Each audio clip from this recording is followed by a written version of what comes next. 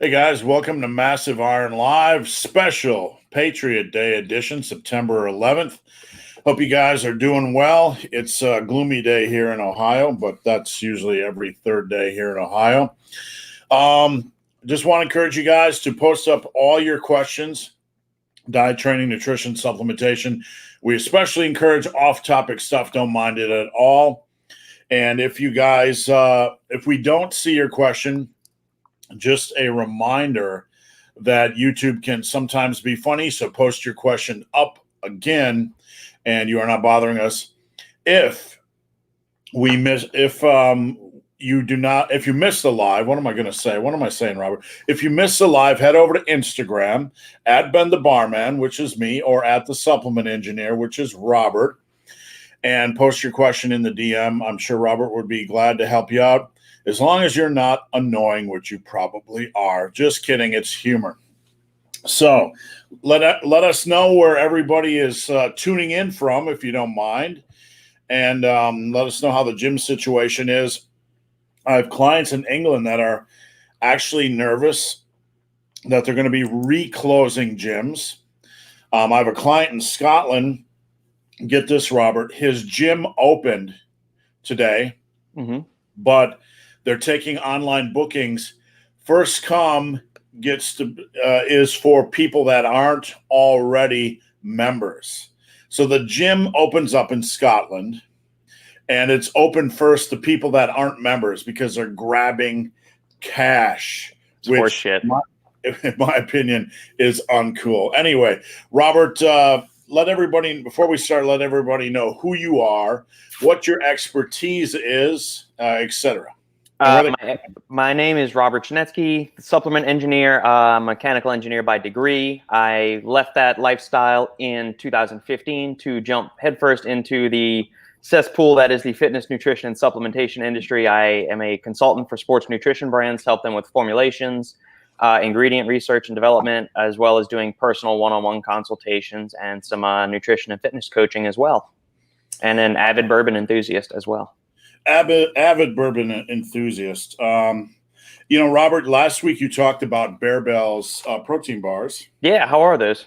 Well, we're going to actually do a video. We got two things to try, so I don't know if you guys can see them. I'm gonna move the screen to just me for a second, Robert. Let's do it. So here we got Orgain, and we have Bear Bells. So we're going to be doing a live now. Orgain, I'm curious to try because we all know, the protein bars that Lowbliner puts out are pretty decent, right? So these would be a direct competitor. Limited ingredients, and they're all organic cocoa, almonds, chia, dates, and it says relentlessly clean. The macros are 220 calories and 12 grams of protein, so not that far off from an outright bar. So we got two flavors of those we're going to be trying. And then Robert recommended these guys, the Bear Bells. And the calories in there are like 200, and the grams of protein are much higher, 20 grams of protein. So we got two flavors of each. We're very curious to give them a try, and we'll see how Orgain stands up. I kind of fear Orgain's going to taste like a steaming pile of monkey dates, but we'll see. Yeah. Have you ever tried the RX bars? I don't know. I don't think so. They're like yay big or something, like a little small rectangle. It says it's only 5 ingredients. It's like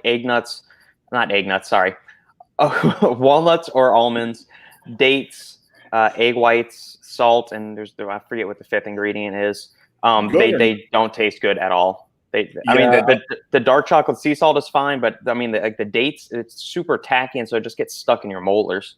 That's what I fear. I mean, I've been doing this for a long time, and of the 1,000 different types of protein bars I've tasted, I believe 99% of them have tasted like, you wouldn't go back for them. So, right. All right, let's get rolling, guys. If we miss your question, please post them up again. All right, we got Lee Harris, who was early in. Appreciate your support, Lee. We got David Jose doing the double bird there. Welcome to the party. KO Surge, one of our faithfuls. Our deadlifts necessary? Pros and cons. Robert, I'm going to start you out on this. Happy Friday with the deadlift question. All right, I'm gonna give a nuanced answer here. So, we always want to give black and white answers. I'm gonna say the deadlift, in the sense that the conventional barbell deadlift is not necessary. I'm gonna say that.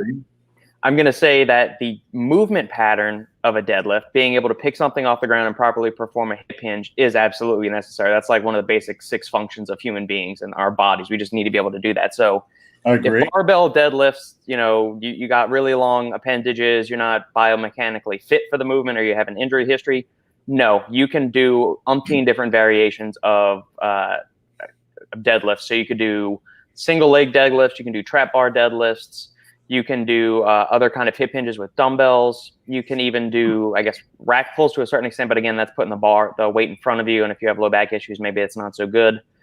You can also do like sliding leg curls, where you're up in a hip, you bridge your hips up and you slide your legs underneath. So you're still working, your hamstring and your posterior chain and the glutes, and you're training both functions of the hamstring. And so you get knee flexion and hip extension. That's I would use that as an accessory to the deadlift, not just in place of the deadlift. But if you're somebody that absolutely can't deadlift, then yeah, that's about your only option for training hamstrings. But yeah, those are the pros and cons. So I'm going to agree with Robert. The deadlift is not necessary, but the movement pattern is. And what does that mean? Well, until 2007, I was in bodybuilder mode. I didn't know what a deadlift is, but I would always do what I now know to be rack pulls below the knee. But I was doing them for my lower back. I didn't know, I would do those on leg day just as a lower back movement.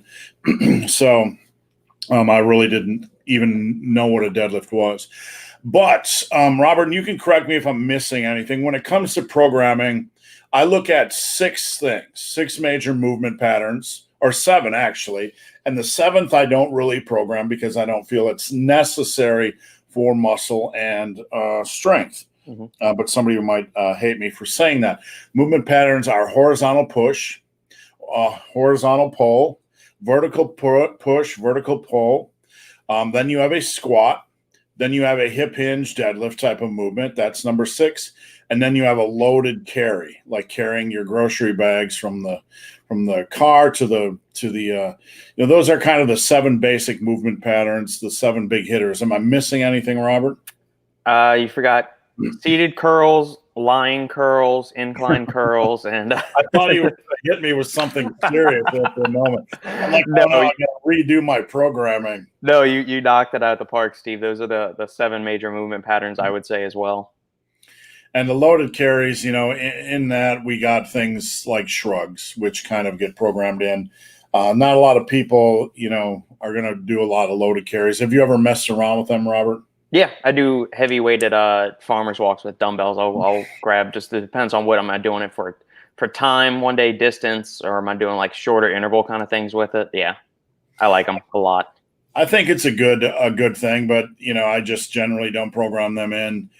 Because most people don't have the ability to do them at their gym or don't want to do them. I mean, most gyms, if you try to set up like a 50-yard space where you can scamper along, with your dumbbells in hand, I think it can get tough sometimes because there's always going to be some douchebag jumping in the way or not paying attention and, Yeah.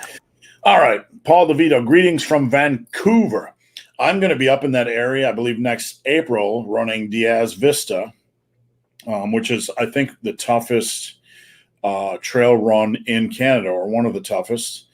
And I actually just took on this week one of the best running coaches in the world, Gary Robbins. Gary is easily one of the top runners in the world. There's a race called the Barkley Marathons, and anybody with Amazon can watch, or Netflix, or YouTube can watch this for free. But there's a video with him. It's basically in 60 hours, they try to do 130 miles without a trail. It's without a map. And along the way, each each time they start one of these laps, this 26-mile lap, they are given a number, like it could be 26 or 43. Yeah. And along the way, there's something like 10 books in the forest that they have to find, and they have to rip that page number out of the book. And it's 60 hours straight. So no sleepy, weepy, 130 miles, land navigation. And Gary almost won this twice. So he is now my coach. That's the story. This, I guess, forces people to stay awake for 6 hours. Are you allowed to sleep at all? So, I mean, I'm just wondering how this got past like a review board or something. Well, that's ultra running. You can sleep if you want, but you won't finish. Gotcha. You know, guys start hallucinating and seeing trees moving. Man, I start to hallucinate, after like 3 hours of running. So I don't know how they do it. All right. So Ben on Adventures, what is going on? I got my new power rack. I'm hungry to get after it. Fuel that hunger, Ben, and have a good workout.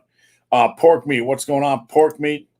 KO Surge. I made my own concrete weights and barbells. Hey, that's getting it done, man. I mean, big props to you. Those that want it, find a way. How do you pronounce that? Marouan? I want to go Marouan. Malky, Marouan. Maybe you can correct me if I'm wrong. I'm trying my best there. Redline Fitness, my client. Spent the whole week in bed and not in a good way, getting sick. Squat tips for someone with long legs. I'm going to start off and say that I got the opposite question this week. Somebody said, "Hey man, I have a longer torso and shorter legs. How do I squat?" Mm-hmm.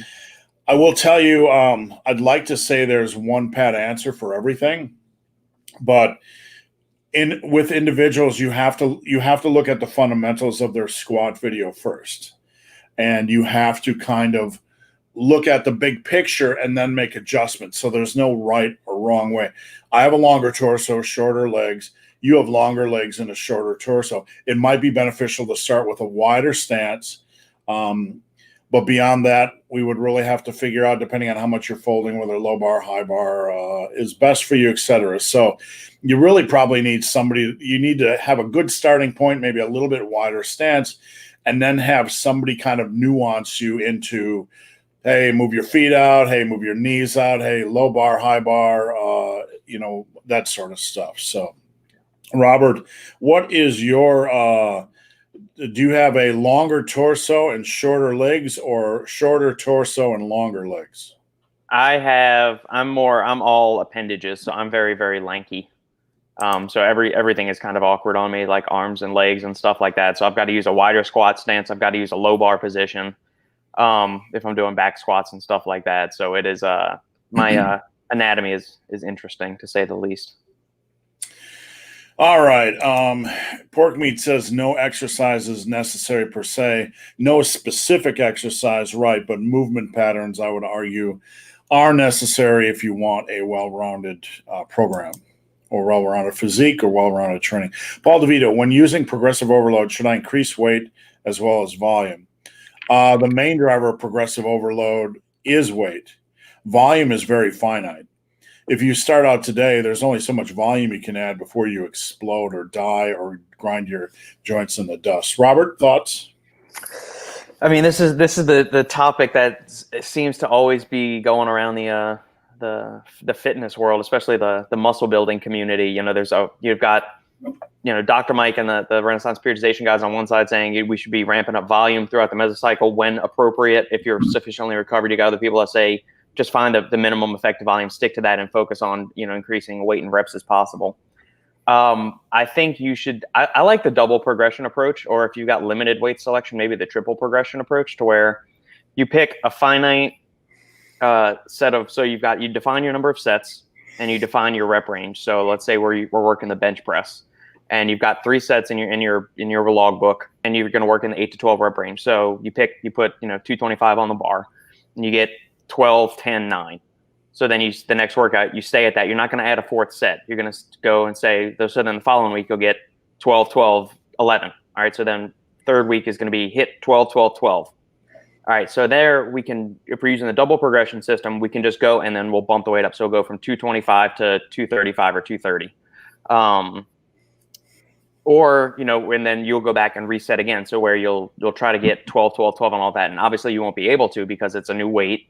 So you might get like 10, 9, 8, but you'll keep working that slowly and surely. And as long as you've got a sufficient amount of total volume throughout the week, so somewhere in the range of like 12 to 16 hard sets for chest, I think as long as you're using that double progression approach, just keep chasing the reps and the weight, and then you won't really need to worry about cycling volume. I think if you have too many variables in there, you start to get mired down in the minutia, and it makes your training a lot more complicated than it needs to be, especially for somebody in like the beginner to intermediate stages. Advanced people may need to worry about cycling volume, but for the majority of people out there, just, you know, focus on progressive overload by maintaining a sufficient amount of volume and chasing weight and reps.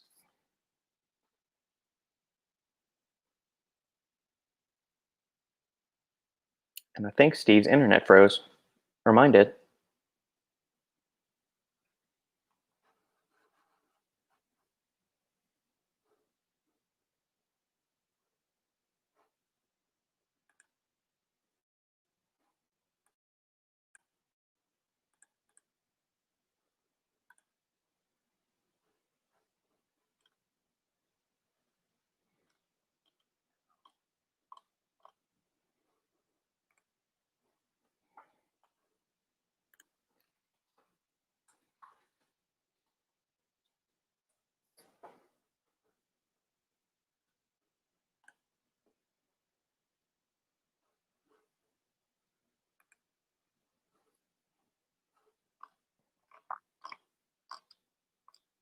Okay.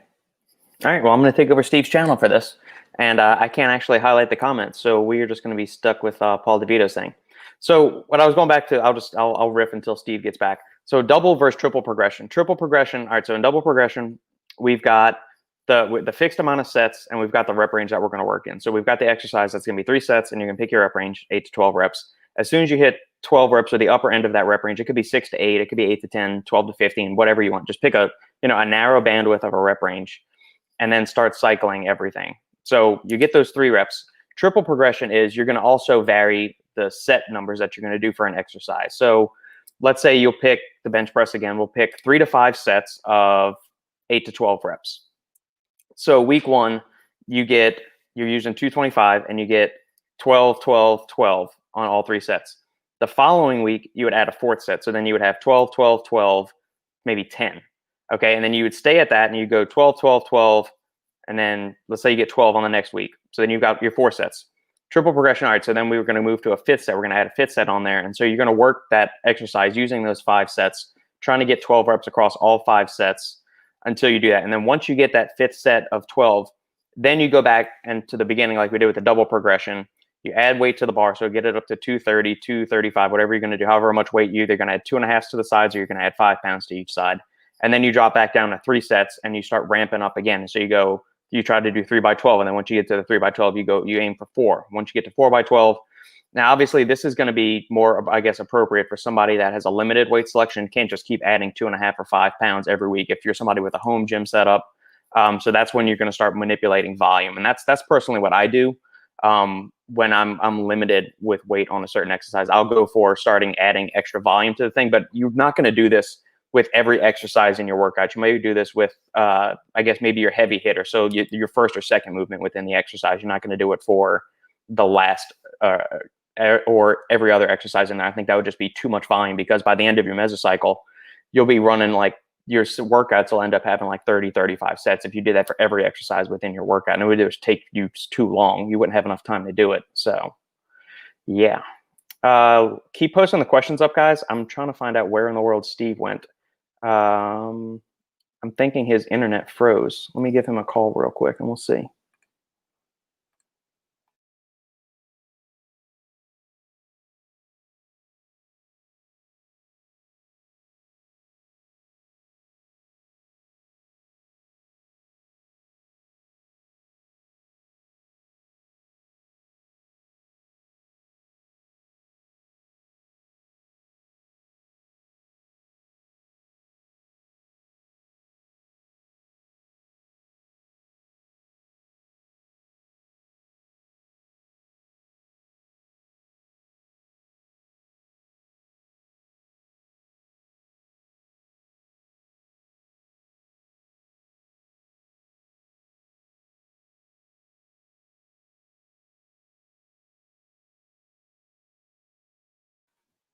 Keep hanging with us, guys. We're going to try and find out where Steve is.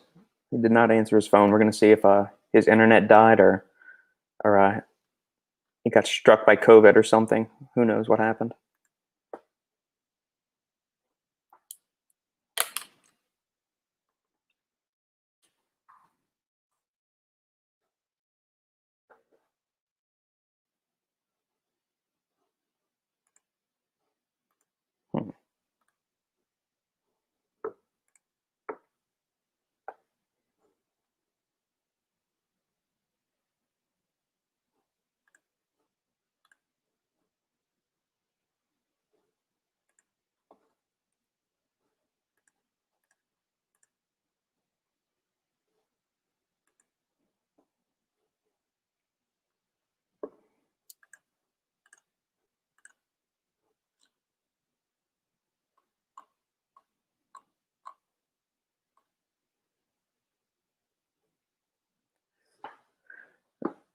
Okay, so I'm just going to read some of the comments. I can't actually highlight them and put them on the screen. So just until Steve decides to figure out how to get his internet working, we'll just keep rolling through a few things here. We'll see. This is a new one for me. So we got Redline Fitness, one of Steve's clients, saying RX bars are tasty and clean, but they stick to my teeth. I got to really disagree with you on that one, Redline. I don't think they're tasty at all. The dark chocolate sea salt is good and tolerable, but there are so many other protein bars that I would rather eat, and I don't know. I mean, they're not as clean as some of the other bars, but I just don't think they're all that great. They're for a certain segment of the population, I think, and certain taste palates and taste buds and whatnot, but not me, unfortunately. Let's see. Quentin Tarantino, is that you? No, I am not Quentin Tarantino. I don't really think I look like Quentin Tarantino either. What's my take on MK66? I'm not a fan of SARMs. I think first of all, they are overwhelmingly understudied in human subjects. They are research chemicals. Finding a viable source or a reliable source or a high quality source is going to be few and far between and very unlikely. Most of the stuff that you are getting online or in the supplement shops that has the word MK66 or whatever the other name for it is on the bottles, I would be highly suspect of that. Just take a look at any of the quality reports they've done on people like that sell steroids on the black market and all of that. And they're full of like heavy metals, other kind of toxins. You don't want to mess around with any of those kind of things unless you're dealing with an actual compounding pharmacy. And even then, I wouldn't recommend it for most people just because we don't have enough data on human subjects for me to feel comfortable recommending it or even trying it myself. Art Vandalay. Hey, Robert, do you have any thoughts on using the supplements grapeseed extract or DIM? They are thought to reduce estrogen, but is it possible for them to lower it too much? With most natural dietary supplements and extracts, they aren't on the order of and potency of prescription pharmaceuticals, so I don't think you would be able to lower estrogen too far, especially grapeseed extract. Grapeseed has so many other benefits as far as blood pressure, blood lipids, cognition, antioxidants, polyphenols. It does a ton of stuff, not just liver health, cognitive health. It's not just shutting down estrogen conversion in the body. DIM, you got to be careful with as well. It's a double-edged sword. You take a lower dose and it works in your favor. You take too much of it and it's going to start actually causing more estrogen conversion in the body, which you don't want. So in the 100 to 200 milligram range of DIM, yeah, I think that's fine. Grapeseed extract, I use that every day, either as part of my pre-workout that I stack together because it's got some good nitric oxide and blood flow properties. I'll take anywhere between 200 milligrams to 600 milligrams a day, usually in 200 milligram capsules. It's standardized to 95% proanthocyanidins, which are the fun little polyphenols that are inside of grape seeds. Still no response from Steve. All right, we'll just keep rolling on, guys. And keep the questions coming. I can't highlight the questions because I don't have the host functions on here, but I will just keep rolling it. I'll announce the questions at here. Colton Piff hit a new bench PR of 470 by 3. God damn, that's good. That's way more than I can bench. Way more than I can bench. And let's see this.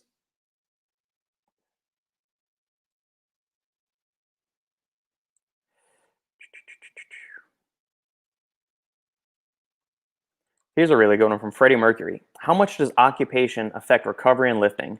For example, should a mechanic like myself have the same volume intensity as an office worker? Your lifestyle absolutely impacts your ability to perform and recover in the gym, depending on how physically taxing your day is. And I mean, we've got a bunch of different stressors in our lives. Okay, so exercise is one stress. Family life is another stress. You've got social, psychological, emotional stresses. You've got physical stressors like exercise and just your day-to-day job. Sleep, whether you're getting enough quality sleep or not sleep, is that can be a stressor in and of itself. So we've got all these different inputs of stress in the body, but they're all drawing from the same recovery well. So if you are somebody that has a high stress job or works a ton of hours during the day, you're not sleeping well, your diet sucks, you've got 5 kids that are driving you crazy, and you're in an unhappy relationship with your wife, you've got a shit ton of stress, and there's no way you're going to be able to perform the same amount of volume and intensity as somebody that's eating a well-rounded diet, either isn't married or is happily married, doesn't have kids, can sleep 10 to 12 hours a night, and doesn't do much during the day physically outside of lift, eat, and sit at their office. So no, your occupation lifestyle absolutely 100% can affect your recovery and lifting. It will. Now, that's not to say you can't make results and you shouldn't push as hard as you can, but don't worry about trying to compare your program to what somebody that's sitting in an office is doing. You could be able to do the same program, but it's not guaranteed. You're going to have to kind of titrate your volume and intensity up and down based on your workload, your stress levels, your recovery, your diet, and how much you're sleeping each night. So it's going to be, it's a little bit more nuanced than that. You could have it, but it's not a guarantee. And it doesn't necessarily mean that you won't be able to get results either, just because you're not doing the same thing as somebody else is. Let's see. I wonder if this is a cruel joke from Steve, just trying to fuck with me too. Let's try calling one more time.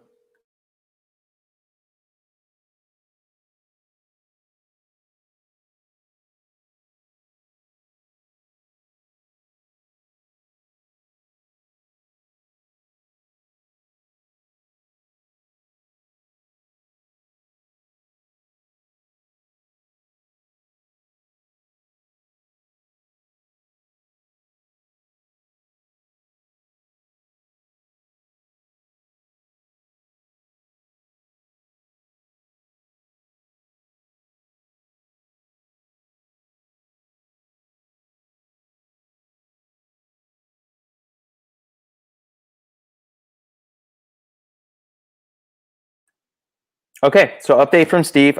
His internet shit the bed, and he's scrambling to try and get it reconnected and up to speed. So hopefully he can join us within the next 5-10 minutes, or he'll join us on his phone. We don't know, but thank you, Ohio internet service providers, for crapping everything out. All right, up next, JB3. Do you think it's cheating for men 40 and above when low testosterone to take TRT? No. I mean, if it's prescribed by a doctor and you've got a clinical deficiency, no, it's not cheating at all. You're addressing a deficiency.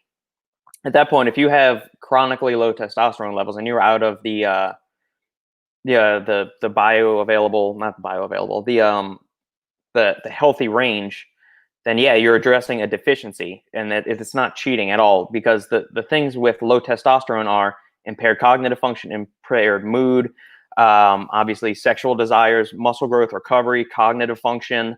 You're also at an increased risk for cardiovascular disease and a number of other lifestyle diseases. So no, it's not. I don't think it's cheating at all. It would only be cheating if you got the prescription illegally and you were trying to go compete as a natural in a tested organization. I don't think it's cheating otherwise. If you're just an average guy that's looking to build muscle, get results, and live a healthy lifestyle, if you go to a doctor and you get prescribed TRT, then that's not cheating at all. No. Again, that's just my opinion. So, all right, Vandalay. Thanks, Robert. That was a helpful answer. Do my best. I do my best, guys. And if you don't like my answer sometimes, well, let me know in the comments. From Obese Fam. Does heavyweight training while on a calorie deficit build additional muscle, or does it maintain your current muscle until you eat in a caloric surplus? Let's read that again. Does heavyweight training while in a calorie deficit build additional muscle, or does it maintain your current muscle until you eat in a calorie surplus? For the vast majority of lifters that have anything beyond, 6 to 12 months of consistent training experience. Let's see. Steve is saying add me. Hey, Steve just popped in and said add me. I can't. Hold on.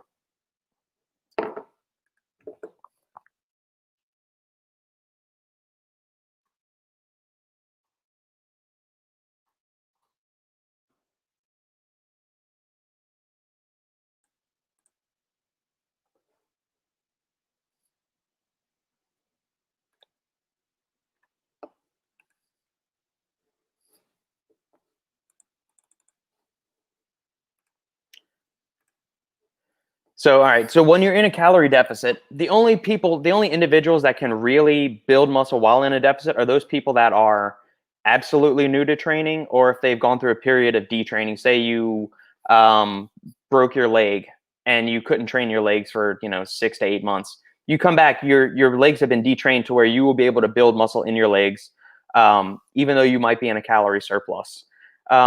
Additionally, if you are very overweight, you could build muscle while you're in a calorie deficit because your body's going to be getting a surplus of calories from your body fat store. So it's going to use that energy to build muscle. But for most people that have been training beyond a year, 10, 12 months a year that have been consistently training, they're not going to be able to build much additional muscle. Your body, it's going to be much more efficient to build muscle either at maintenance or even better is in a calorie surplus. Your body's going to thrive on that. Insulin levels will be higher, glycogen levels will be higher, and those are both associated with better muscle building potential. So resistance training, when you're in a calorie deficit, when you're dieting, its purpose is to basically retain your lean muscle mass and improve glycogen storage, energy utilization, and help you burn a little bit of calories. Although the amount of calories you're burning from resistance training isn't all that great. It's going to be a couple hundred calories, even for the people that are really getting after it. And Pork Meat said the same thing. Unless you're a complete beginner, it'd be extremely unlikely for you to build muscle without a surplus. And that's very true. It's beyond the ranked beginners and the novices out there, or the extremely overweight, or the severely detrained that are coming back from an injury. It's not going to be very possible to build a substantial amount of muscle in a calorie deficit. It's just not possible, regardless of what those little fitness programs tell you. There's my man.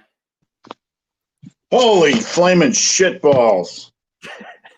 Fucking Cincinnati Bell dropped the ball there. Sorry, guys. What the flaming fuck are going on? I'm sitting there ready to answer a question, and Cincinnati Bell takes the shit of all motherfucking shits. Excuse my language. All right, I'm back in the party. I'm trying to get set up here at a new location, so I'm not moving around. But where are you guys at, Robert? Sorry to interrupt, and sorry, everybody. My internet just decided to say kiss my ass right in the middle. So where are you guys at, Robert? I was kind of hopping around to a bunch of different questions. We talked about JB3 asked, is it cheating for men over 40 is it cheating for men over 40 with low testosterone to take TRT or hormone replacement therapy? I said no, because if you have a clinical deficiency, you're going through a doctor to get prescribed testosterone, you're addressing something that could be a serious decrement to you personally. Right. Well, I just did you finish the question, Robert? Because I don't want to jump in and mess anything up here. Yeah. I was kind of hopping around a little bit. The last thing that we talked about was Paul DeVito's progressive overload, increased weight and volume. So I went through a big explainer about double progression versus triple progression, how I would use that in a program. So if you had any thoughts on that. Yeah, I had a really good idea. That's what pissed me off when Cincinnati Bell dropped me. When it comes to overload and things like cycling volume and some of these programs, you were talking about double and triple progression, and I want to explain to people why on paper this sounds really, really cool, and why in the real world it's going to be very, very difficult. So from a novice to a early begin, to a early intermediate stage, the focus is on those newbie gains, right? Getting your form down, building your base strength, getting in the groove, right? So once you hit that point, guys like Dr. Mark and Mike and myself advocate, it's time to add a little bit of volume, etc. And that would be the time where you would think about adding volume, and maybe doing a double or triple progression scheme. And I'm going to tell you why it becomes extremely difficult. Let's say, what's a double, triple progression scheme for somebody that's not familiar? Well, let's say you get your bench up to 185 for 2 sets of 8, okay? Which is pretty good. That's reasonable. That's pretty good strength for a late beginner, early intermediate. And you want to try something fancier.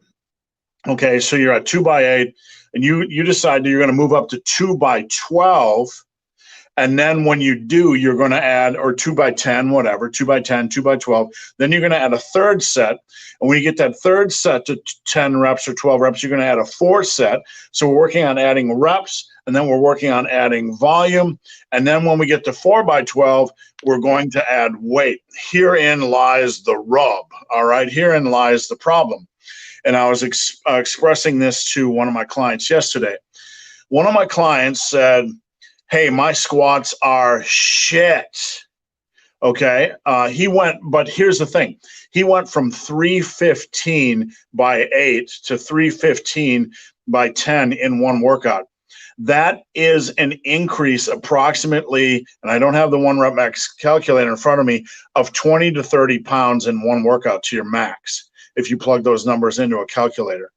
So moving towards a double, triple progression scheme or increasing volume as an intermediate sounds glorious, but it is a serious grind, because at that level, every rep bumps up your max 2 to 5 to maybe even 10 pounds. Does that make sense? Yep. Yeah, that's a very good point. People need to understand this, that once you reach that intermediate stage, it's going to be a grind no matter what. And I love these types of programs. I've put together double and triple progression programs, but they are long haul, long-term grinds, and you better be prepared to dig in. Oh, yeah. All right. So I'm not sure if you went over any of these. Did you touch on this, Robert? No, I didn't. I'll let you know when we get to one. Okay. So Scott says, yeah, the gym in Scotland that's booking new members at the expense of loyal customers is hopefully a one-off. It is my client's gym, I'll tell you that much, and it really aggravated me. It's a bad way to do business, really bad way to do business. I understand they're financially struggling, but, like I tell my wife in business, every person that walks through your door, you should consider them $1,000 worth of business over the course of your life, and you treat them like that. And when you have an active base and you treat them like that at a gym, you are basically kicking them right in the big juicy testicles, and that's cutting your own throat. Yep. All right, Ketil, what's your opinion on using a slingshot on every bench press session? I've done it for 13 years.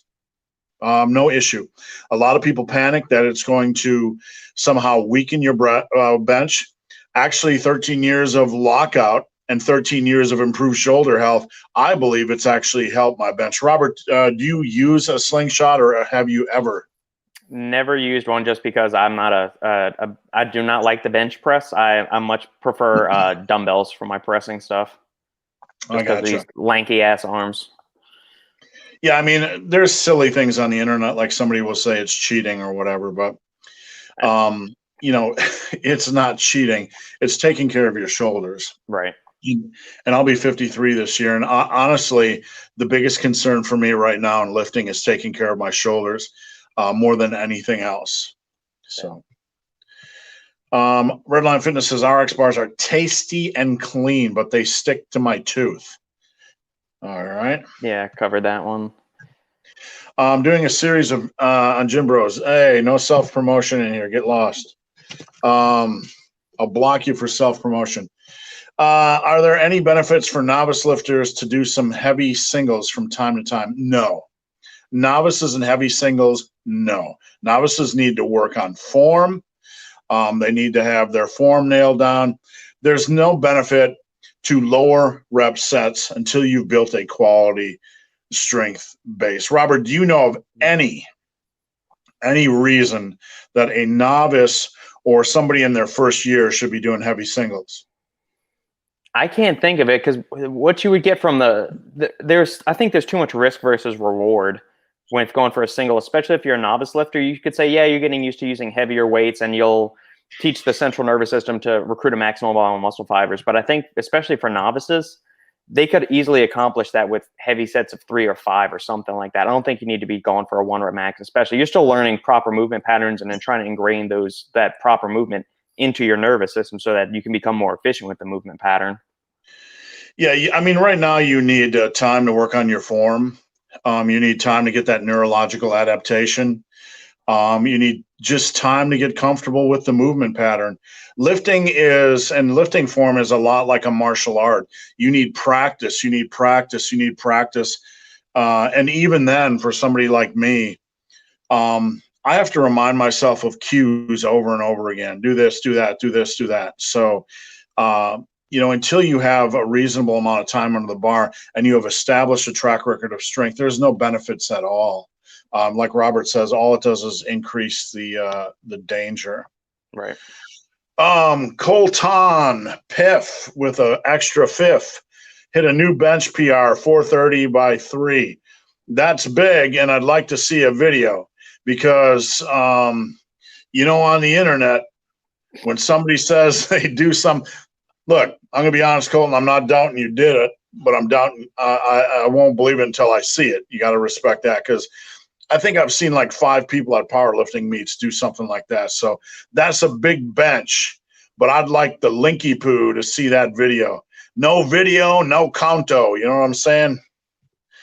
Quentin Tarantino, is that you? No. I addressed that one earlier, and then I talked about MK66.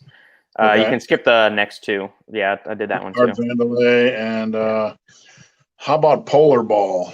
Did not touch that one. I was going to let you. That's kind of your wheelhouse.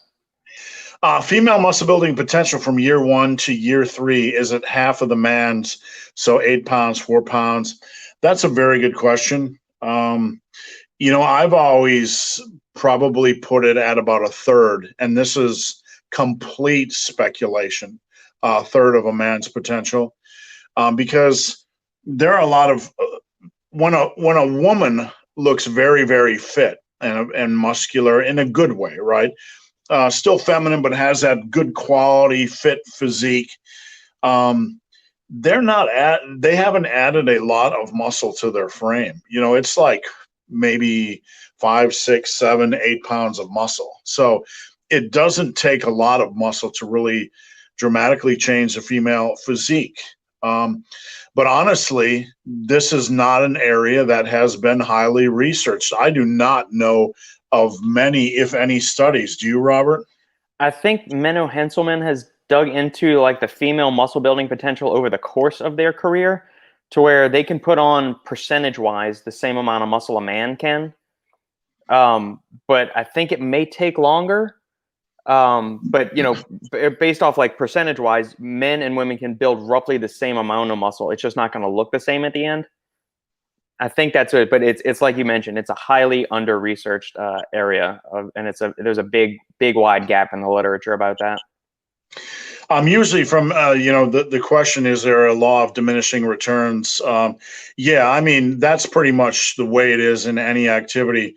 The more proficient you get at it, be it adding strength, the harder it gets to add a little bit more strength. It's the same with running or pole vaulting or golfing. The more dialed, if you become like the 90% range on your putting, to move from 90 to get to that little next level is going to take a lot of work and a lot of refinement. So yep. I would say it's about the same. The deeper in you get, the harder it gets. Yeah. Colton, I've seen this like 7 times, and I'm going to put you in a timeout if you keep spamming. It's a little bit obnoxious right now. All right, just put you in a timeout, and maybe you didn't do it on purpose. Robert, you covered this one, correct? Yeah. Okay. And how about beltless deadlifts and beltless squats? I was going to let you do that. Okay. Do you? Let's start off with this, Robert. Do you have a belt or a custom belt or anything like that? Nope. Okay. Don't use any belts. I will admit, when I was a young little chap back in '86 and '87 and '88, I would always strap on the belt. It was like putting on your armor to go to war. And it was some flimsy thing that was, barely twice as thick as a t-shirt. You know what I'm saying? Yeah. But that was just more part of the vibe. But I never used a belt. I never really liked the belt. I never used a belt in training. I never suffered from it. Does that mean it can't provide benefit? Absolutely not. Are they beneficial to add to a program?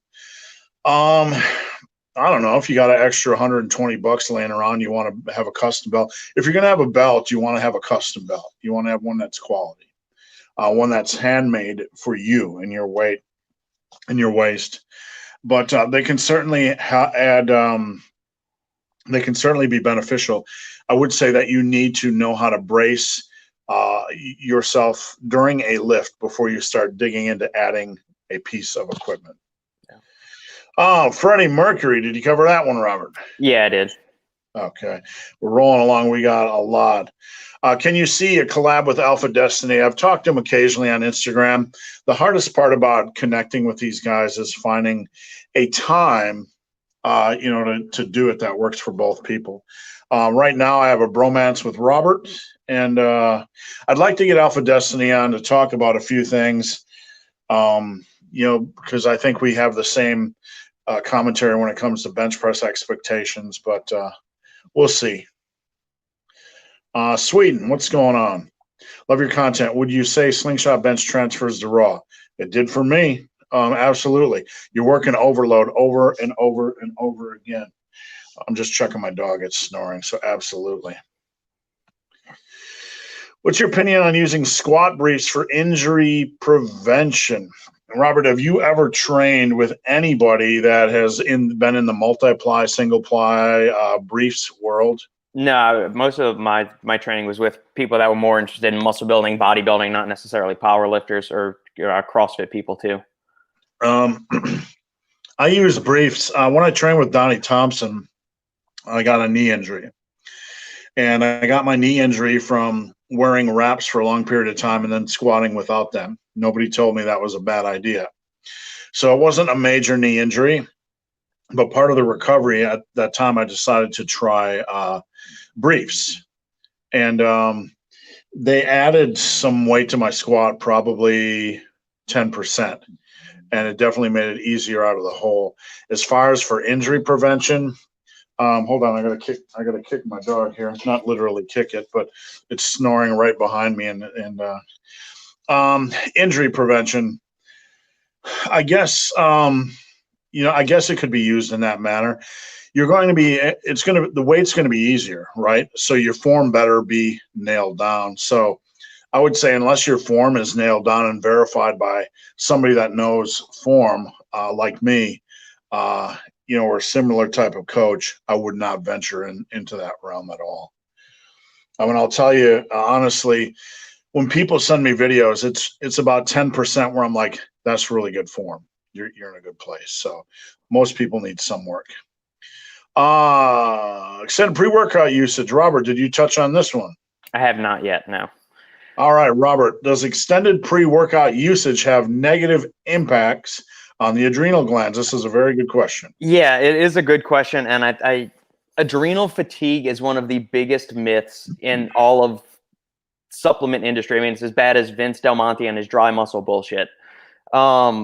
It's your adrenal glands are not going to get to the point where they say, oh man, I've had too much caffeine, I'm done, I'm just dying. They're going to shrivel up and never work again. So the adrenal glands are these old things that sit on top of your kidneys. They secrete all these different kind of hormones, basically your stress hormones. Most pre-workouts these days, they don't contain all the crazy ass stimulants, the DMAAs, DMHA, AMP citrate, all of those aren't around anymore. Even then, they wouldn't zap your adrenal glands. Could they raise cortisol levels and raise blood pressure? Absolutely, yes. But you're not going to exhibit adrenal fatigue from a pre-workout supplement. People drink coffee all day, every day. Most pre-workouts as a stimulant, the only thing they contain is caffeine. So, are people dropping dead left and right from adrenal fatigue from drinking coffee every day of their lives? No, not even close. Let's see what else we can say about this. You will become habituated if you take caffeine daily, if unless you're one of those lucky people that doesn't really get headaches when they take days off of caffeine. I'm very fortunate in that regard that I can take a day off of caffeine once or twice a week, and I don't have any, and I'm fine. I'll take some rhodiola or KSM 66 just like as an added measure of protection. But no, if you metabolize caffeine pretty well, you're not going to have any issues with that, especially if you just take a day off. You're not going to get headaches from it. But adrenal fatigue is a myth. If you feel zapped and you feel tired and all of these other things, that means you are starting to abuse caffeine and or not getting enough sleep and or not eating a well-rounded diet and letting stress get the better of you. But pre-workouts do not cause adrenal fatigue. That's horseshit. Yeah, I mean, the first thing I look for when somebody is concerned about this is you got to check the basics: their diet, their sleep patterns, etc. Yeah. I know some people that are borderline caffeine abusive, but at the end of the day, sometimes we worry more about things like this than we do sleep, than we do our eating habits. So you definitely want to check those as well as part of a well-rounded comprehensive approach to health. Yeah. Robert, did you go to school when you decided to go into the supplement industry? I did take several classes because at the time I was thinking of also getting my RD license, becoming a registered dietitian. So I took several undergrad biochem classes, some nutrition courses, and I was going to start working my way towards a master's in nutrition. And then work got really, really busy with the supplement industry stuff as far as writing with Steve and a few other outlets and consulting with the brands. So no, I did not go back officially to I was in some online classes for a couple of semesters, but no, I did not go full back into school. I've considered it on and off, but I mean, right now I feel like I've got a good amount of experience in the industry, and where I'm placed at right now, it would be purely passion for me to go back and get it. I don't need the master's or a PhD in it, and they don't have any degrees in supplement science. It's all self-taught. I could do something like biochemistry or biomechanics would be kind of cool because I would kind of double with my mechanical engineering background. But no, I did not go fully back to school. It's all self-taught and lots of hours of scouring PubMed and all those other things, reading studies, talking to ingredient manufacturers and those kind of things. Yeah, I mean, I'll vouch for Robert's experience. I mean, in this industry, there's, schoolwork, and we both had schoolwork, and then there's real world application. I've considered doing my RD. I've considered getting all my training certs. I've even considered, finishing my college or whatever, but I have so much of a workload right now. My main focus is on putting out my life's work, all that I put into this industry, and getting it into something that people can have access to 50 years from now. And, at some point, the work you do in the real world is far beyond the scope of any college degree, that it could prep you for. Absolutely. I don't even say with engineering. I mean, I was even told when I would go do my internships over the summers in between my, spring and fall semesters, that everybody that was in there would say the classes don't teach you anything. I mean, we spent more time deriving formulas and figuring out how the things work, the theory of it, but none of that you're not deriving formulas and doing all that shit in the office space. You've got programs that are doing it. You've got Excel sheets. I don't need to figure out how to determine the pressure gradient across a piping network. I don't need to do that. They've got an Excel thing. All I need to put in is changes in elevation, the length of the pipe, the input starting pressure, the distance that it's got to travel, enough bends and how many valves it's going through and all of that. But it's college. It does give you some tools. It teaches you how to think, do some problem solving and things like that. But I think for most jobs, I don't know if it actually prepares you for what you're actually going to be doing once your feet hit the ground in the real world. There's some degrees like where you learn theory and history. I mean, with like counseling or coaching or psychology, you learn a lot of principles and ways to approach things. I have a math and science background, and Robert, I know, at least has a science background. I'm not sure how mathy he is, but yeah, I mean, I would have had to take 2 more math classes, and I would have had a minor in math. That's how math heavy the engineering course load was. So yeah. So it's like my first advanced level astrophysics class, the teacher drew a binary system with 3 planets and then wanted us to to create a formula for the curve of one of the planets. And it's like what Robert was saying, they have software that does that, it's almost, we grinded on that for a month, and it's not worth it. I mean, there are other things to explore in these areas other than, yes, you should know how things are derived. It would be better for a teacher, I would argue, to have shown us how to derive that curve. Like, I know advanced math. I mean, I've taken every math course you can imagine, but how to set up that formula, I had no idea because nobody had shown me. So that's more valuable than, I don't know, I'm rambling, than actually trying. First, you have to figure out how to do it, then you have to do it. But yeah. In high school, Robert, have you ever messed with matrices, like multiplying matrices? Oh yeah, we did that a ton in linear algebra, I think, and differential equations, and we also did some of it in, was it trig or algebra 2? I don't remember which one, but yes, yeah, very familiar with matrices manipulation. Well, in high school, I fell in love with multiplying matrices. So I would spend my lunch hour after eating multiplying matrices for fun. And people think this is a joke, but I am at my heart a math nerd. But now, like, you don't need to, you understand the theory, but you still, we have software that does this, but you should understand the base anyway. Yep.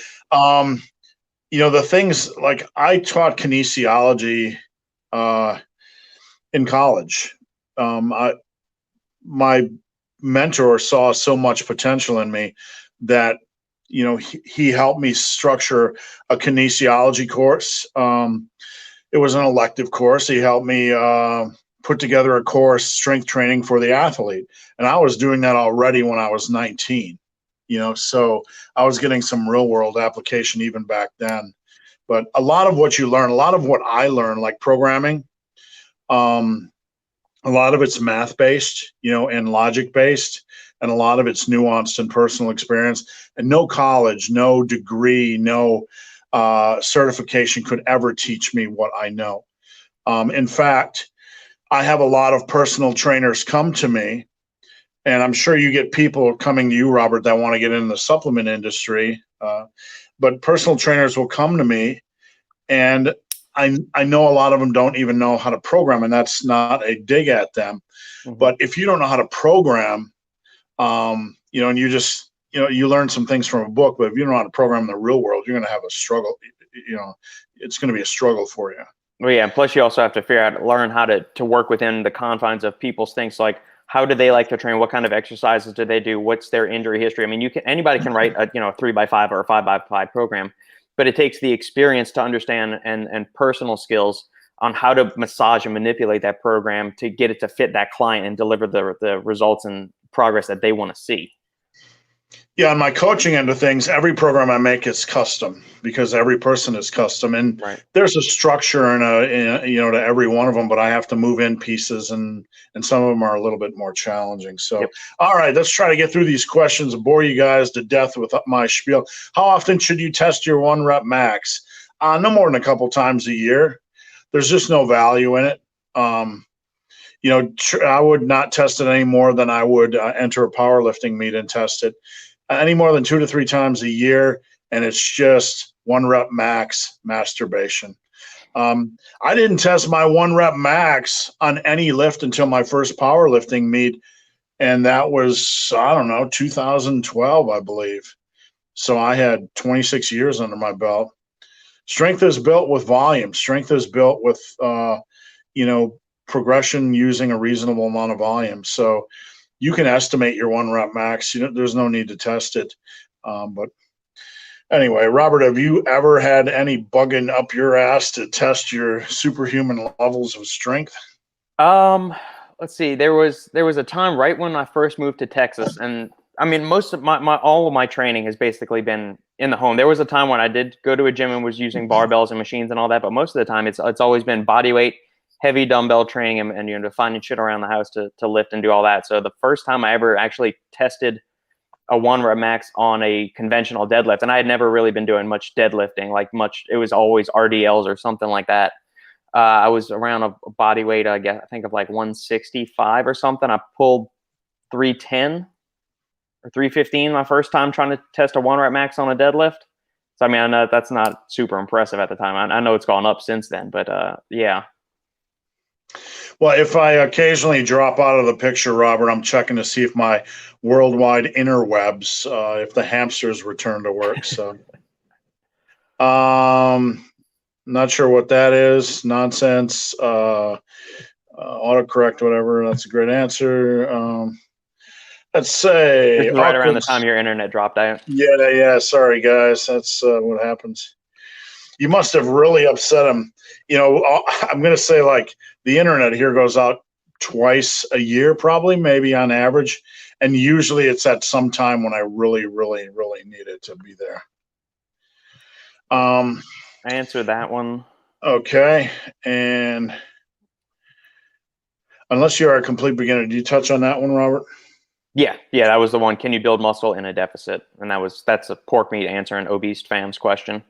I did not address his follow-up response next though. Obese fam, I've been in a deficit for a few months attempting to lose weight. I'm down 60 pounds. You know, the thing is, like, I tell people to focus on what they can control. Either way, deficit or non-deficit, you have to be training this pretty much the same way in the gym. So you focus on what you can control. It's like saying, hey, I'm going to be in a calorie deficit, and I'm going to go run, like for me, a runner, okay? I'm going to be in a calorie deficit, which I am right now, and I'm going to go run for 3 hours. Will I be able to hit the same speed? Well, speculation is a waste of time. Focus on what you can control. Go out, make sure your hydration is good, your electrolytes are good. For lifting, make sure your program is good, that you're doing what you need to do, and that's all you can do. A calorie deficit should not be something that, it's not going to be part of your life for a couple of years. So it's going to be a short-term thing. So don't worry about it. Jeff Ruzovsky. I'm in the middle of a novice stage, 19 years, and every workout I always feel that heavy squats are particularly tough and my progression is slow. How can I fix this? You can't, and I'm not being facetious. They're squats. They are tough. I get this question a lot. Hey, big, hairy, ugly dude, squats are tough. Answer, yes, they are. You just got to grab those big, juicy, furry testicles of yours and move forward. They are a tough lift, and they are still tough for me today. I got my squat rack right behind me. Whenever I do a set, I always sit down, and the first thing I think is, why the fuck am I squatting? That was tough. Yep. I don't know if it's any better for you, Robert. Yeah, no, I'm like that with squats, heavy Bulgarian split squats, especially that, and pull-ups, man. I do pull-ups. I do pull-ups one day. I do chin-ups another day, and every time I start to hang from that bar, I think, fuck me, I don't want to do this. And it just, once I get after the first set, when you start to you get all the cricks and crinkles and all the gnarly shit that goes on when you start doing pull-ups out of the way, then it feels a little better. But man, that's just a bitch of an exercise. No matter how proficient you get with them or strong you get, they always suck. Yeah, I mean, squats suck. Squats will always suck. Yeah. Some people, there are some outliers that can handle them really well, but squats are tough. And, when you're saying progression is slow, well, we'd have to look at the big picture. What's your weight? How's your diet? Is it consistent? How's your form? Et cetera. So it's hard to dig into the nuts and bolts fairly without looking at everything, but let's just say squats suck, and they'll never get better. You just have to embrace the suck. Yeah, if you're adding reps, your progression isn't slow. If you're adding reps each week, then it's not slow. That's normal. Yeah, I mean, that's a big issue with folks, is that they kind of this linear progression stuff has got people obsessed or with the belief that they can just continue to add weight every week. If you can add 1 rep to a set 3 out of 4 weeks, you're doing very, very well. Very well. Yep. Do you like S7 and Vaso 6 for pumps? Robert, have you addressed this one yet? I have not. No, I did not see this one come through. I'm going to let you take this one. I'm going to check my internet. I'll be right back. Okay. So S7 and Vaso 6 are 2 of the newer pump ingredients within the last year or 2 on the market. I do like Vaso 6 very much. I've interviewed the gentleman that owns the rights to Vaso 6, Matt Nickerson, on the Supplement Engineer podcast. You can go check that out on the website or open up the podcast feed and do that. I do, having personally used both ingredients and added Vaso 6 to several pump formulas that I've added, I can vouch for it. I've read through the literature on Vaso 6. I know the company that produces it. Yes, I do think it is good for pumps and nitric oxide blood flow. They take the most vasodilating biofractions from green tea leaves, and then they have isolated those and concentrated them into that. So that's what Vaso 6 is. It's not just regular green tea extract. And if you go back and look at the patents, the original studies were done on grapeseed extract, but a lot of the fun little polyphenols that are within grape seeds are also found within green tea. And so they've isolated the most vasodilating, most endothelial relaxing, so the ones that open up your blood vessels the most and enhance blood flow throughout the body the most. They've taken those 6 fractions, put them all in a standardized extract, and do that. So 300, 600, 900 milligrams of Vaso 6, really, really on point. S7, I think, is a dog shit ingredient. It is a combination of 7 different little, it's a 50 milligram dose of like broccoli powder, alfalfa sprouts, all these other little plants. And the one study that I got a bunch of press was, it says it increases nitric oxide by 230%. Go back and read the study. It was done on 8 subjects. It's not done on any exercise capacity whatsoever. It looks good because it's a trademark, but it is a really, really cheap, shitty ingredient. Could it be a supporting ingredient in that it improves the bioavailability of nitric oxide in the body through its antioxidant effects? Maybe, but you're also getting antioxidant effects from something like Vaso 6 or regular grapeseed extract. I don't think S7 is a very good ingredient. I think if companies are trying to put that as the leading nitric oxide boosting compound in a formula, I think that's underhanded, and I think the ingredient's shit. So yes for Vaso 6, no for S7. And anybody that listens to the Supplement Engineer podcast or any of the other lives that I do on my channel, it will be well aware on how little I think of S7 as an ingredient. All right, thanks, Robert. That's a good topic and something we've never covered before. So I appreciate the question. I do like nitrosogene. They can go back and check that. Nitrosogene is another good pump ingredient, along with citrulline for that. So yeah. All right, thanks, Robert. What's your opinion on isometric training for strength gains? Robert, I have an opinion, but have you ever messed around with isometric training at all? In regards to building muscle and powerlifting, no. We did isometrics in Taekwondo, but it's a different purpose. It was for a different purpose. So, yeah, I mean, there was a book out a while back where some bodybuilder came up with a magic system that was basically static holds. You know, how long you could hold a weight, unrack like 7 billion pounds on a leg press and hold it. Just ridiculously dangerous stuff. Yeah. But, basically that's almost isometric, where you're holding or, pressing against something. Look, your training day, you only have so much time. If you're training for strength gains, you got to do the strength movements. And after that, if you want to play around with isometric stuff and you have time, by all means. Is it going to increase your strength gains? Well, if it did increase your strength gains dramatically, I think all power lifters would be using it, or world-class Olympic level athletes. So, I mean, that doesn't mean we won't discover a way, or we won't come to a point where we figure out, hey, maybe this does have some value. I don't think it has a lot of value, to be honest with you. I think it's a lot of time sitting around, pressing against a wall or whatever it is.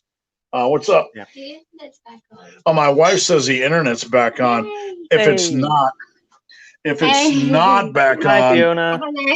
if it's not back on, you're getting me pizza and beer tonight. Yeah, buddy. He's hoping. I'm gonna smack that ass while it's in here. I'll tell you right now. I would say, I think isometric training might be good for like establishing a mind-muscle connection at the beginning of a workout, just so you can understand where the muscle is and how, make sure you've got a good mind-muscle link with it and you're activating it properly during a lift. It could also maybe see it as a burnout after you do a working set. So say you're limited on weight selection and you're going to go do walking lunges. So do your set of walking lunges, but you're not completely fatigued. Go and then try and hold the wall sit for as long as you can until you fall. Or you could incorporate isometric pauses, like a paused bench or a paused squat or something like that, to make sure you're really solid in the hole and you really own the weight before powering back up. I think that has more utility than just trying to pursue isometric and doing a bunch of sets of isometrics as their own thing to build strength that way. I think either incorporating it as like a paused rep on a paused squat or a paused bench, or even paused pull-up. If you want to hold like a mid-rep hold on a hang or a row or something, yeah, that could work. But I don't. It's too hard to try and figure out how you overload the isometric if you're just doing like straight sets of them. Right, therein lies, a major issue. And I want to express to people, I try to stay in my lane on this channel. I'm no expert on it. I don't mean to offend anybody that knows more than I do. My only point was that there's a limited amount of time in each day for exercise. So if you are after strength gains, you got to stick to the known, the bread and butter, and then play with it. Like Robert said, it'd probably be a really fun tool to use in supersets or finishers or burn stuff in a bodybuilding strength training routine. And in that capacity, I think it would add some potential for that little bit at the end of a workout, to 2 to 5%. Mm-hmm. So almost anything has value if you do it properly. Robert, I'm going to take my little phone and I'm going to do a skidoo, like Blue's Clues, into the next room and see if my internet's up. And if not, I'm going to put in my order. Oh, it is. Hold on. Let's see if we can have two of me on at the same time.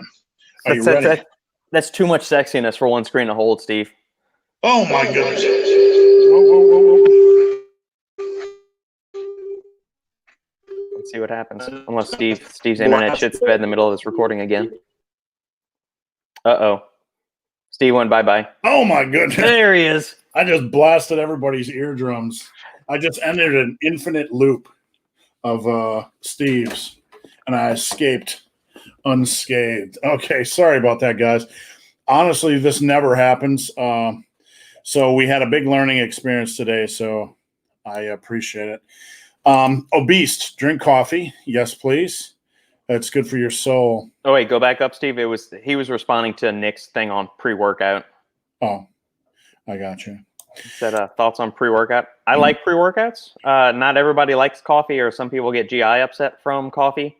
Coffee also doesn't contain some of the performance-enhancing nutrients like creatine, citrulline malate, nitrosogene, or nootropics. Now, I trust me, I love coffee. I very much enjoy coffee. Dark roast coffees, please, black all day long.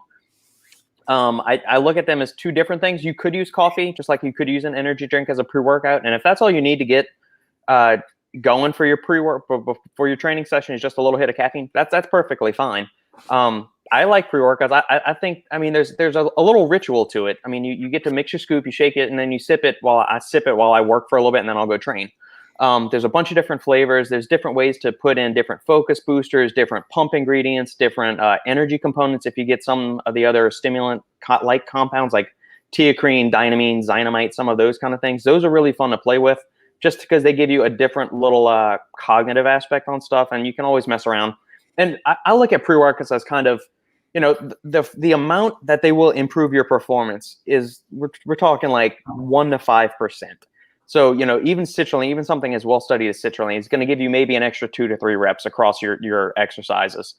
But I mean, it's fun. And this is where I really get geeked out about supplements, is in the science of it. And so what pathways are these working? I mean, is it going to work to its full potency as you would think from a mechanistic standpoint? Likely not, because there's various positive feedback and negative feedback mechanisms that are constantly regulating and modulating things within the body. But it's fun to tinker and kind of be your own little alchemist, mad scientist that gets to put these things together. So I look at it as fun. It's, there are many worse vices than trying different pre-workouts and tinkering with them that I can think of. So, yeah. Yeah, Robert, it's interesting. But like the point you just made, pre-workouts are unique. Like we did one when I was at Tiger Fitness, the Chris Jones one, pump and grind.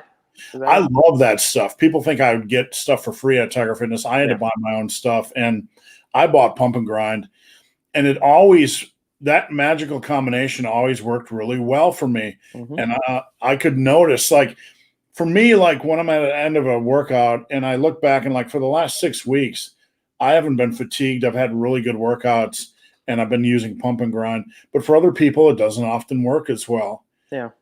So there's something I find fun, like the tinkering with the pre-workouts, that sometimes a combination just works better with certain people.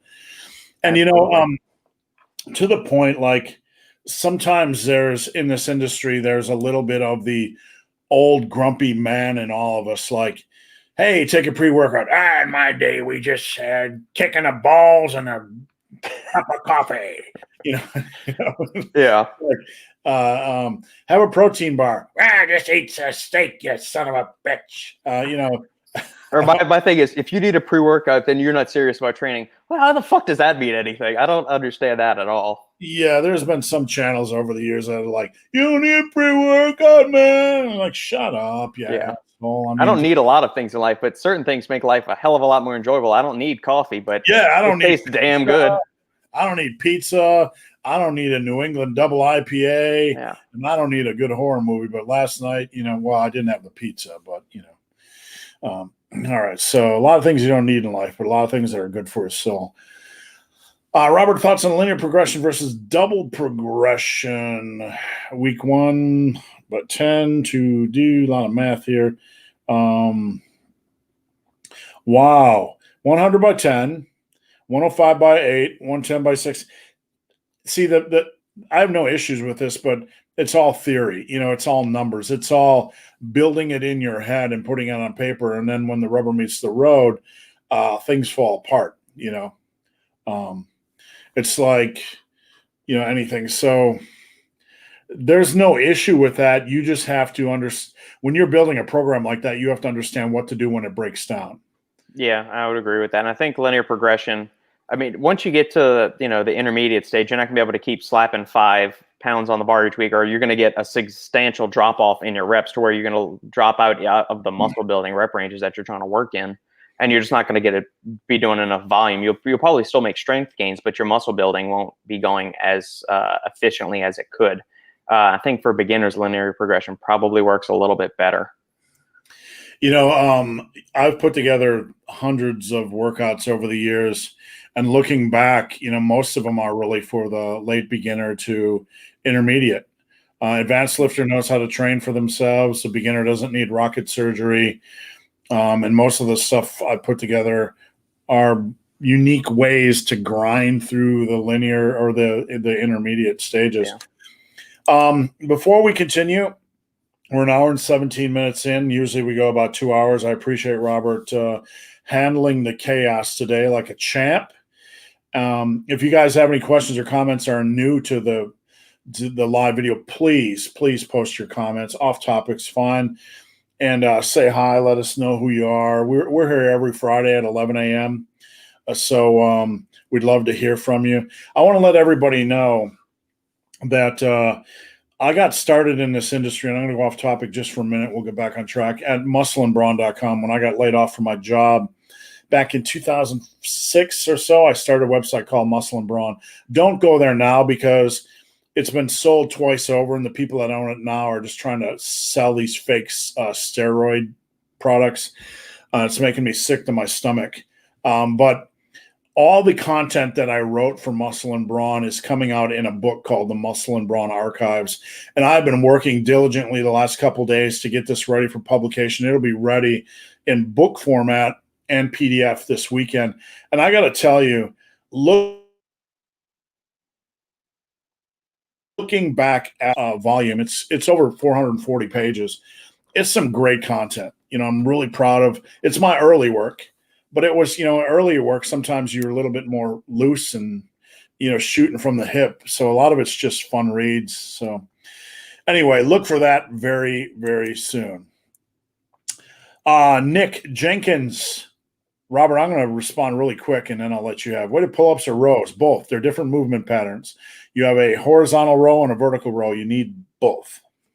Agreed. I'm more inclined to opt for weighted rows over weighted pull-ups, though, just because I think most people can't perform pull-ups properly. They're either bouncing it or cheating the rep. Or if you could do 4 sets of strict chin over bar or sternum to bar pull-ups, then we can talk about doing that. But or if you can own like the top of the movement and then slowly control it.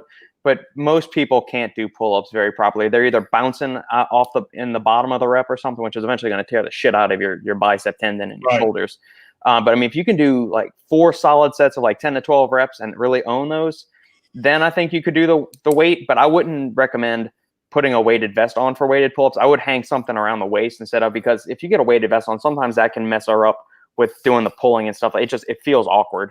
I've done them both ways. I much prefer having something hanging from my weight, but I think there's just more ways to skin the pull-up than going to weight. I know people want to jump to start doing that, but it usually leads to really, really sloppy form. Now, Robert, you mentioned the jerking around on pull-ups. With a lot of my clients, I'm really, really big on this. I say slow down and control the pull-up because they're jerking at the bottom, not letting their arms come to a natural position where they're kind of jerking mid-rep, and they're putting stress on the whole chain. So I'm glad you brought that up. Vertical pulling, and I'm going to explain this because a lot of people don't know it and haven't heard it. If you can see my hands, you have a vertical press, which is an overhead military press. The opposite of that is a vertical pull, lat pull down, or pull up. Those are opposing movement patterns.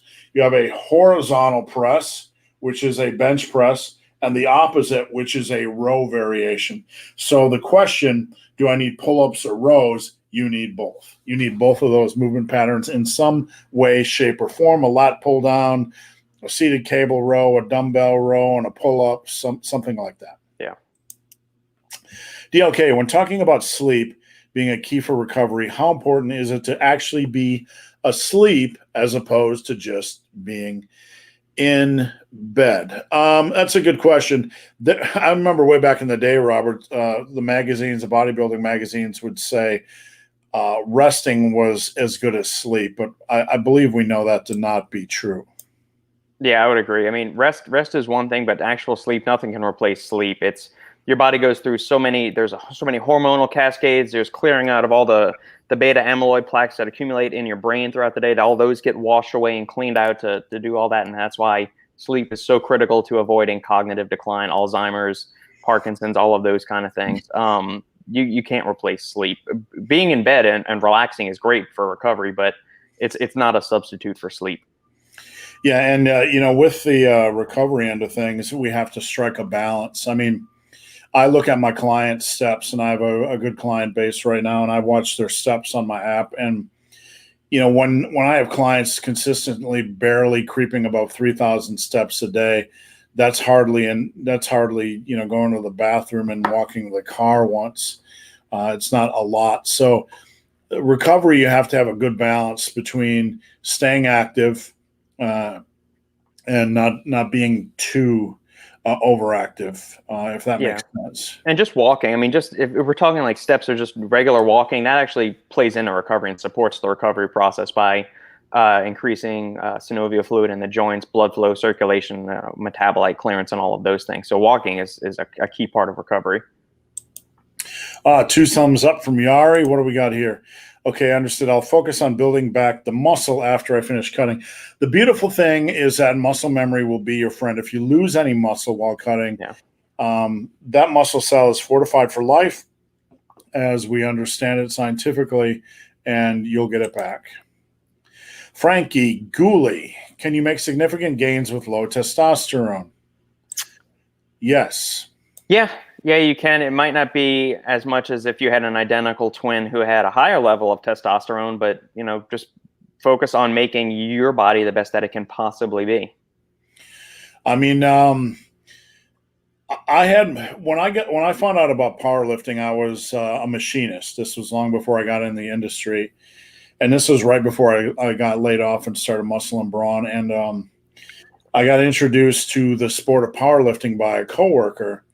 And he said, "Hey, there's a sport I'm involved with that we drink pizza or eat pizza and drink beer after our workouts." And that sounds like a pretty good deal to me. So I got my testosterone checked around that time twice, And one time it was like 175-ish and one time 230-ish. Damn. And well, I was a big food abuser. So my hormonal profile was completely destroyed. But in the next 7 years, I got my total almost up to 2,000 pounds. And, it was not with chemical abuse, I assure you of that. So I did a lot of lifting with low testosterone. A lot can be done. Where there's a will, it can be forged.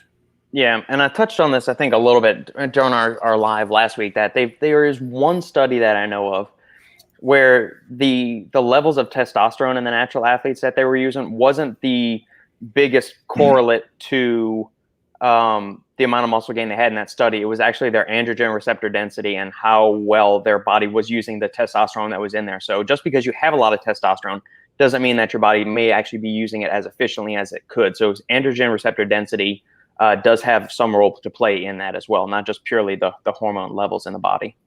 Thanks, Robert. That's a brilliant point and something that I've not heard before. Ben Conway, one of my favorite clients, tuning in from the UK. I have to keep remembering you're not talking kilos. Right? In my world, of my clients, half my clients, I have clients from Saudi Arabia to the UK to Ireland to Australia to China, and I'm versed in both kilos, but I know kilometers really well, but kilos I always have to punch in the old calculator. Oh, what kind of complex? Hey, I'm a power lifter. Don't ask me to pronounce psychowakamal or whatever it is. What is that, Robert? Pycnogenol.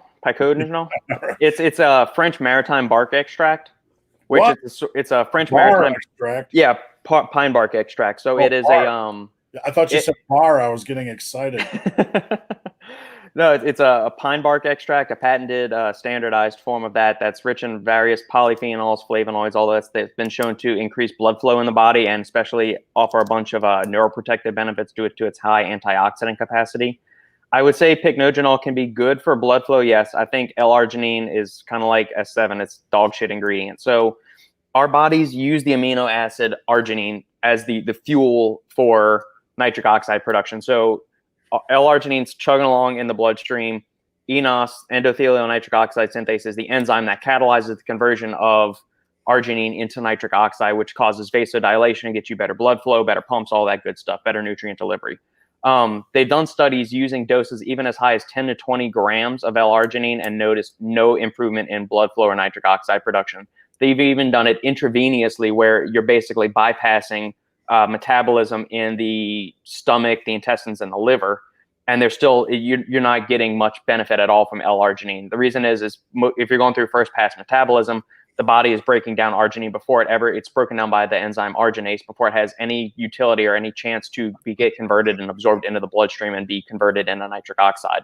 That's why we supplement with L-citrulline instead, because L-citrulline is involved in the same cycle as L-arginine is, but it resists breakdown from arginase. So it goes into the body, bypasses arginase enzyme, gets transported into the bloodstream, is then converted into L-arginine, and then that goes on to make nitric oxide. So if you want to put pycnogenol with L-citrulline, I think that's a win. Arginine in and of itself is arginine or arginine alpha-ketoglutarate, AKG. Both of those are no-goes. Rob, I'm going to ask you a question, and we're going to transition to one of the male species' favorite words, which is erection. When it comes to blood flow and supplements that enhance blood flow, is there any benefit to these to erectile performance? I mean, even on a micro level, on a smaller scale level. Yeah, they've done some studies with L-citrulline on erectile dysfunction and noticed improvements in it as far as erection quality, stiffness, all of that good stuff. All right, we won't touch it any further than that, pun intended. Redline Fitness, I wasn't doing self-promotion. I know. I'm just busting your balls. That's all. I'm just busting your balls on a Friday. I know you weren't. Everybody should go over to Instagram and YouTube and support my client, Redline Fitness. The guy's been real consistent out of the gate. He lost a lot of weight, changed his life around. And go over and check out his YouTube channel. Please subscribe. and tell them I sent you. All right. I don't know if you guys are just typing random letters in the keyboard here or online Zegener. power. Somehow I have a feeling that second word, it has some hidden meaning in German, like Ziegenauer, like the erection of power and destruction or something. I don't know. You're probably trying to slip one by us, right? So I don't know. Maybe I'm just crazy. A friend of mine said if you walk fast 30 minutes a day for the rest of your life, you will have no health issues. He has found the magic key to longevity. What's your opinion on that? Walking is great. Get out on a hiking trail and do that. Get a little bit of challenge in your life, a little bit of trees, a little bit of elevation. But I'll tell you what, if you the thing you'll have no health issues obviously is bullshit, right? So there's no equation that simple. But if you get out 30 minutes a day and walk and detach from your phone and get in some sunlight and connect with nature, it's brilliant for overall health and mental health. So anything to add to that, Robert? Walking's not going to add muscle to your body. The resistance is so low on it that, and muscle mass is one of the biggest indicators of longevity in life. So walking is great. It's not the only thing you need, though. Doesn't do much for bone density either. All right, Robert, I'm going to type in ZIGEU because I can't let this go. Oh, no. I want to see if it's a word. It is. It's in Wiktionary. Borrowed from German. I had that correct.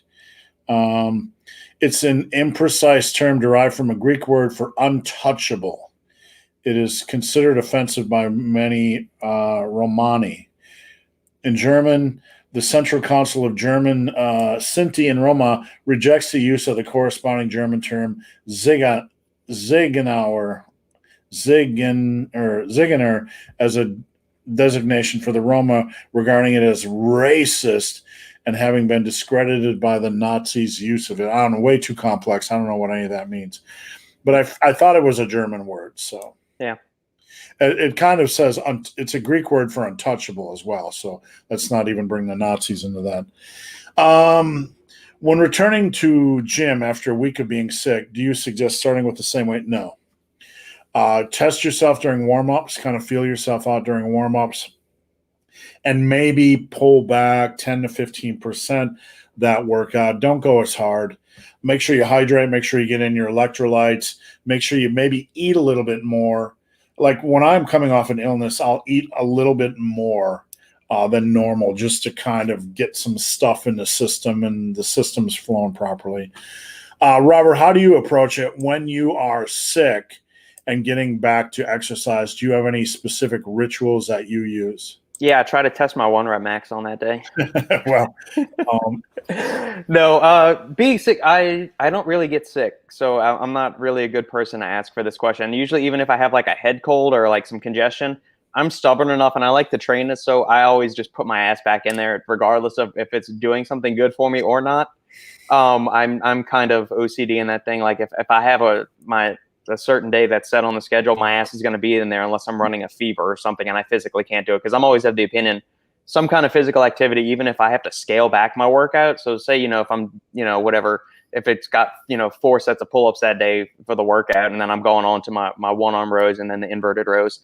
If I'm supposed to be got 4 sets on it that day and that first set just feels like an absolute grinder, I'll probably dial back the volume on how much I'm doing. And so if for the rows, if one weight feels super duper heavy, I might back it down by, 10%, 20% just to see. And if it still doesn't get better by like the second exercise, I just cut it at that point. As far as if I'm feeling off from like an illness or congestion or, like a splitting headache or migraine or something like that. But fortunately, I don't really ever get sick to where I can't get up and do something. Now, Robert, I got an interesting question for you. I was just thinking about this morning.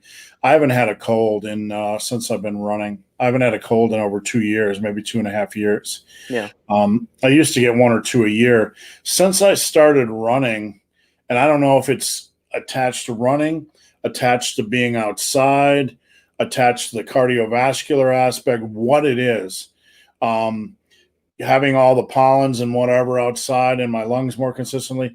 I literally can't remember the last time I had a cold. Have you ever seen any meta-analysis on variables and their impact on the common cold?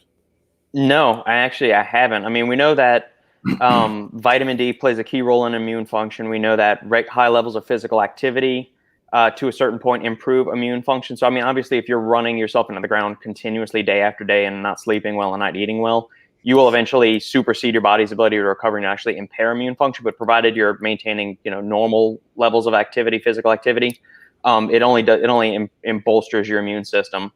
I have not seen anything about exposure to pollens in, as far as boosting and that, like, just being outside more and reducing the severity of the cold. But I've got to think it's something. I mean, you're being exposed to that to where your body can so you have two immune systems. You have the innate immune system and the adaptive immune system. The innate immune system is the one that you're born with, and it's passed on to you from your mother's womb to you when you're in the womb. The adaptive immune system is kind of what your body is learned. It's the antibodies that it creates after it's exposed to all the different kind of microbes, the fungi, the viruses, the bacteria, and all of that stuff. So I've got to assume that it's at least in part. So you're getting more vitamin D by being outside more. You're exercising more, so you're bolstering immune function that way. You already eat a really healthy diet.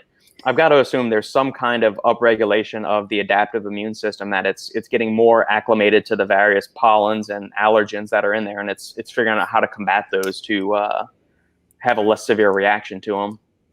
It's been a very interesting experience, because I'm running 10 hours a week and lifting, and people would think that would actually weaken my immune system.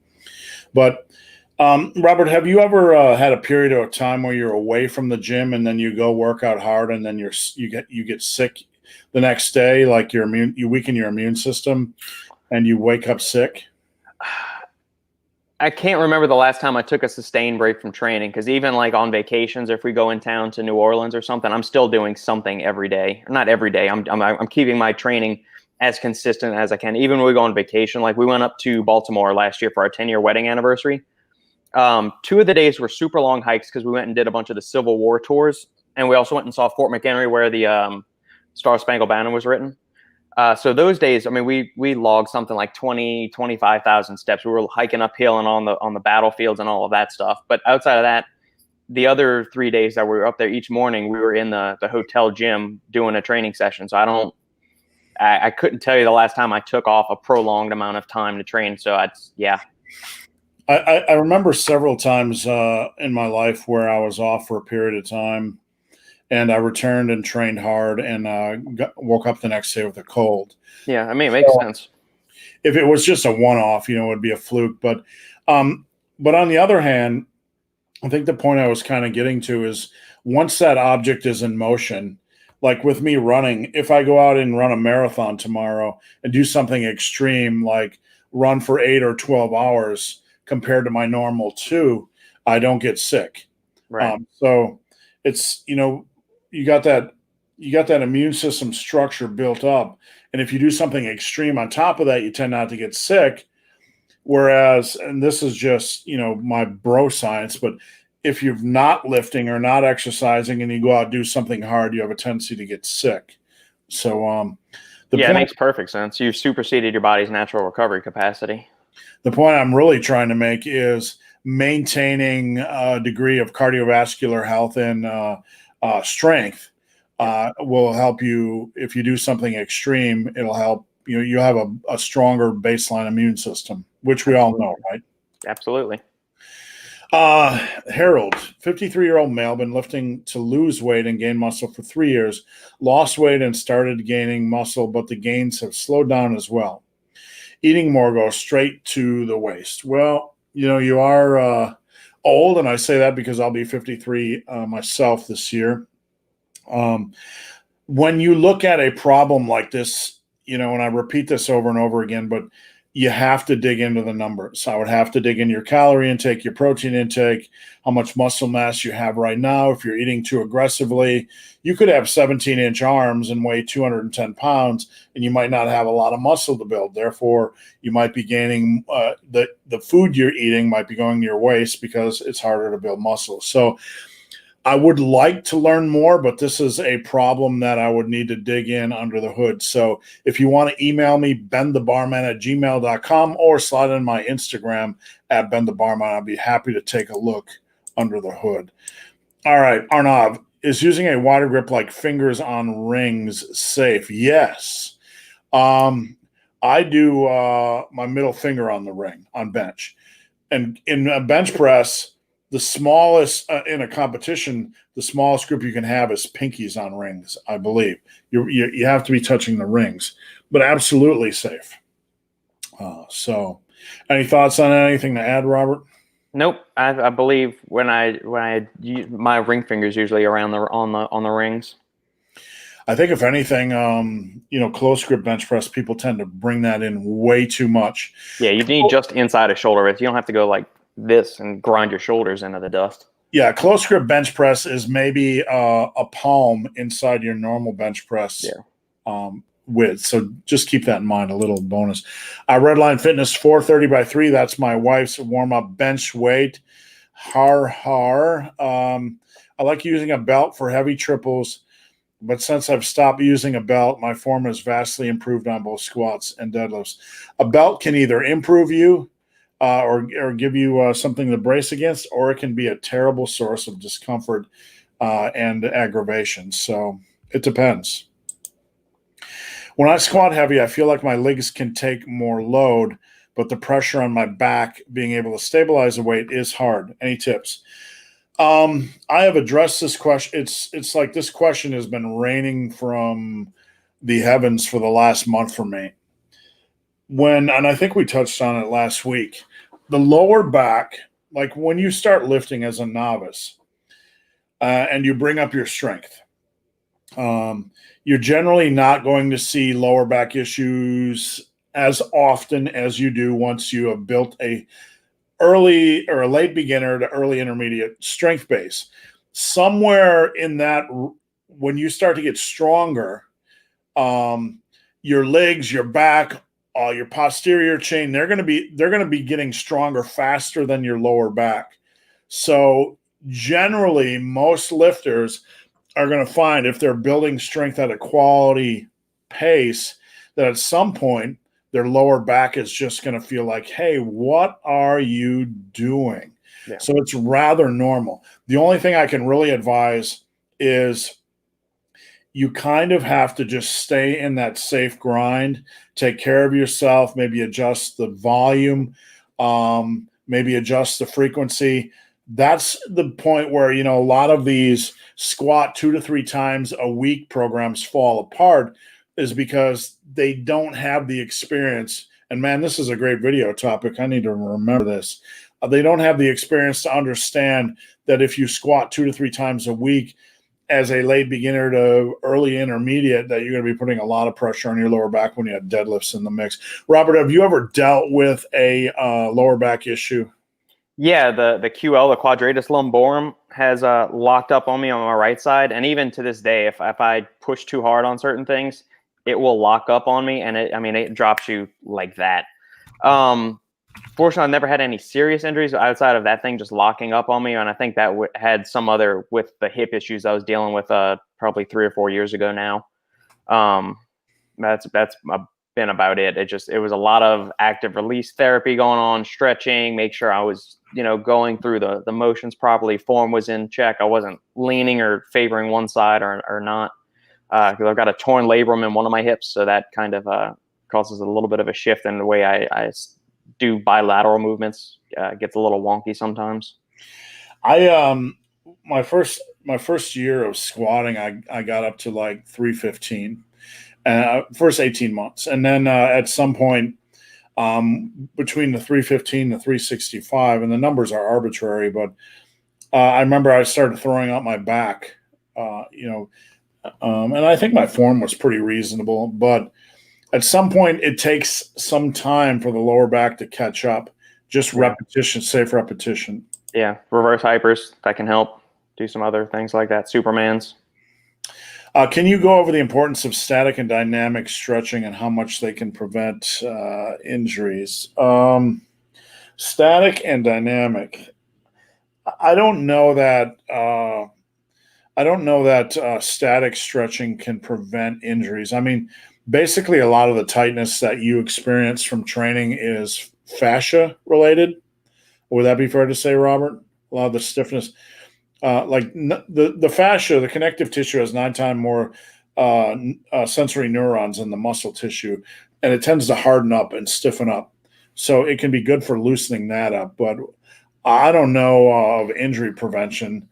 I'm sorry, Robert. I was just going to say I did a lot of stretching when I was a runner from age 14 to 27. And now as a big guy, I don't do any stretching at all. I don't notice any difference at all. Yeah, we did a fair amount of stretching. So we would always do a structured warm-up with calisthenics for Taekwondo. And then we do some stretching afterwards. Typically, you don't want to do too much static stretching at the beginning of a workout because it reduces strength and power output. But those effects only last for maybe 5 or 10 minutes. And that's assuming you're holding a very aggressive stretch for something over like 60 to 90 seconds. Dynamic stretching, I think, is good. Just dynamic movement before your workout is good, just so you increase circulation, synovial fluid in the joints. You increase core temperature, kind of wake up the CNS as well. From a literature standpoint, I'm pretty sure that it's very mixed as far as any way of preventing injury. Static stretching doesn't seem to have much of a benefit on injury prevention. If it's something that just kind of helps you chill out after a workout, get your cortisol levels down and unwind and relax, I think it's good. If it helps you mellow out before you go to bed, sure. I don't think it's going to serve much of a purpose for injury prevention, though. I think doing a dynamic warm-up would be a safer way, and actually doing a proper warm-up with mimicking the movement patterns that you'll be doing in the workout are going to have a more of a injury prevention mechanism than purely static or dynamic stretching would. Right. I mean, when you're warming up for a resistance training session, you want to make sure your body temperature is up, right? Yeah. Make sure your blood's flowing. You want to make sure that area is loose. So if you have any stiffness, you're doing appropriate amount of warm-ups or mimicking that movement pattern like Robert just suggested. And you want to take an appropriate warm-up to warm up your central nervous system. And I used to stretch in between sets, and no one told me to do this. I didn't read dog crap training. I used to just, for whatever reason, I would stretch that area in between sets. And I don't know why. I don't know that it was helpful. Just looking back, it was kind of a waste of time. But anyway. All right. Hi both. Do you know any ways to build leg muscle with degenerative tears in both meniscus? That's a tough one. That is. Can you get them repaired? And this is a question for an osteopath and a physical therapist. Yeah, I mean, that's beyond our scope. I mean, with any medical condition, if you can find some exercises that you can do with intensity, with volume, with rest pause, then there's a possibility. But, that's beyond the scope of us right now. So yeah, I'm sorry. Who is this guy? Robert, who is this guy? Some Who schmuck. are you, Robert? Some schmuck. But we've been doing this for 4 months now, Steve. I'm still surprised when we get questions saying, "Who's the guy with the hat?" Or Well, it shouldn't surprise you because people message me all the time, like, "Hey, big fan of your channel. Could you do a video on blah blah blah?" And I'm like, "I did that yesterday." "Oh, I haven't checked your channel like 4 years." And so I always appreciate the support, but sometimes people come in. I've been doing this for so long. People like, "Oh man, I love your channel, but I watched the video like 7.5 years ago." So yeah, that's just me being a smart ass. But my name is Robert Chinetsky, the supplement engineer. I work in the fitness, nutrition, supplementation sphere as a writer, consultant, formulator, R&D guy, and a general enthusiast, and help consumers like you avoid wasting your money on bullshit ingredients like S7 and HMB. And I also offer personal consultations. So there you go. And Robert is also not being he's being a little modest. Robert is also the chief when it comes to supplement protocols for all the cheerleading squads in the NFL. Robert handles that. Robert has worked at the Playboy Mansion and in the porn industry, helping people maintain their performance. Robert has a vast resume in those areas as well. Performance enhancement. Yeah, so somebody will believe me.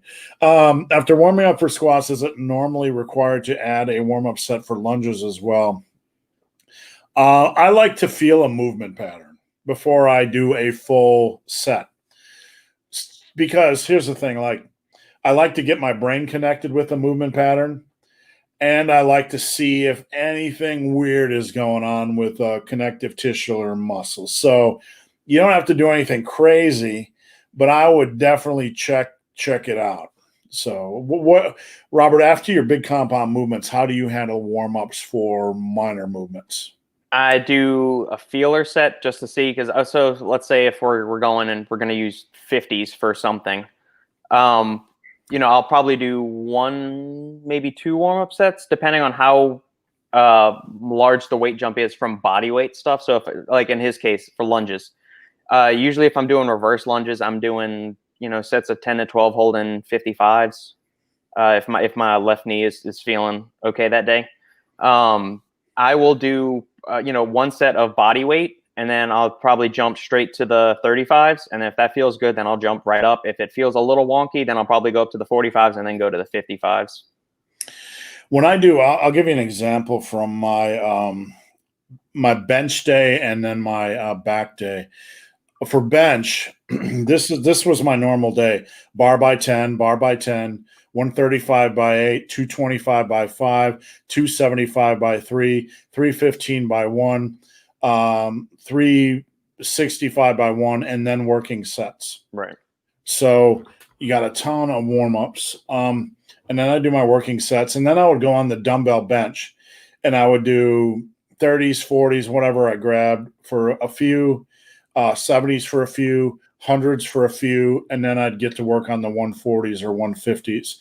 So overall, after my first two exercises, I'd have over 10 warm-up sets in the mix. Yeah, and you got to remember with squats, I mean, your feet are planted in spot right there. So you're static for one thing. I mean, obviously, you're going up and down vertically, but you're not translating forward or backward. With lunges, there's more dynamic elements to that. So if you're working with a heavyweight, you don't want to just jump straight to like holding 50s and without doing any kind of warm up to get your bearing straight. There's a little bit more complexity that's got to go on from the central nervous system standpoint, and your balance and your coordination with that. So I would recommend at least, a few reps of body weight before, jumping into the working weight.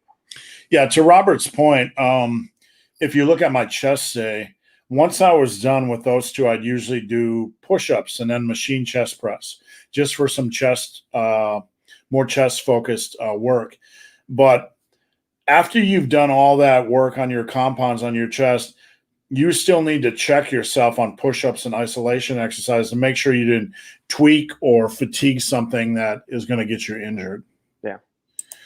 Over 50 strength and skill, can you think of a reason beside allergies why creatine would cause stomach issues, Robert? What form of creatine are you taking? How large of a dose are you taking? My first recommendation is always to go with monohydrate, and just all you need is 5 grams. You don't need to take 10 grams at a time, or 20 grams in an entire day split out over multiple 5-gram servings. And if 5 grams is irritating your stomach, break it up into 3 grams before your workout, 2 grams after your workout. Maybe try it with some carbohydrates. Just to or take it with some food. That's not going to impair the absorption at all or anything. Maybe try that, because a lot of the time people will take creatine with their caffeine or their coffee, and those will irritate the lining of the stomach. So try taking it with some food and see if that helps with it. Greta Moonberg, thoughts on switching from barbell overhead press to hammer strength? Switching, no, they're not equivalent movements. So they're not an equal swap. So you're a barbell and a dumbbell, you can switch laterally.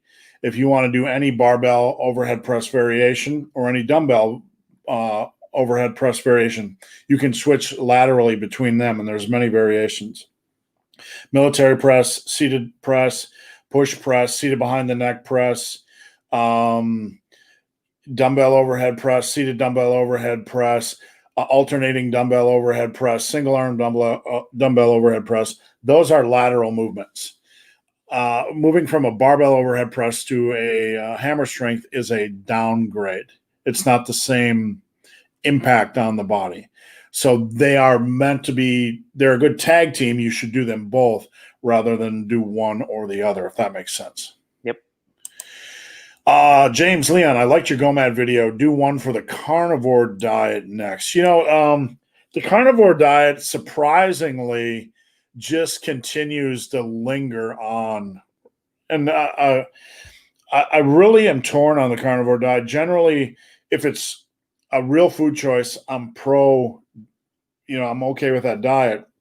But, the lack of micronutrient veggie intake, what's going on, Robert, with that? I mean, why does this sound like a good idea to some people?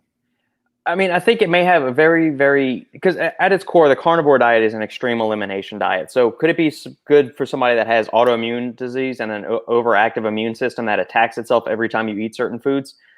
Yes, in a very isolated span of time. So where you remove all the shit from your diet, you just start eating real whole foods, and then you start adding in one food. You see how you react to it. Does it work? All right, we keep it. We'll add in another food. But it's not meant to be this extreme thing that you never eat any other kind of plant foods. Again, I think at its core, it's a way to identify which foods may not be the best for your own physiology. But that doesn't, there are so many other delicious foods aside from carnivores. And this is somebody that loves to eat animal foods. But I also love plant foods too. I mean, I don't see the need to exclude it. I don't buy into the whole oxalates, phthalates, phytates, lignans, all these other things, these anti-nutrients that the carnivore keto crowd will have you, scared and running to your mom's skirt for help. It's certain in cases, yes, certain foods will react poorly with certain individuals, but those are the exceptions. That's not the rule. We got to remember that. I got to tell you, I eat very plant strong, and I'm going to explain to people what that means, but I feel 10 times better than I do when I eat junk. Or I feel better than when I just eat more meat. And I can lose weight and I never feel hungry. Literally never feel hungry because of the veggie volume.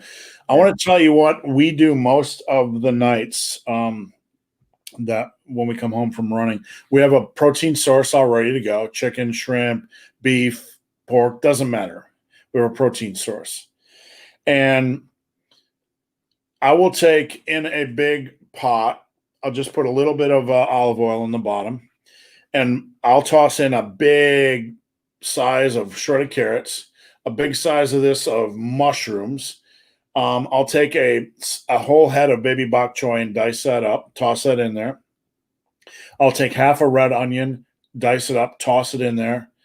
I'll take half a zucchini and slice it into rings and toss it in there.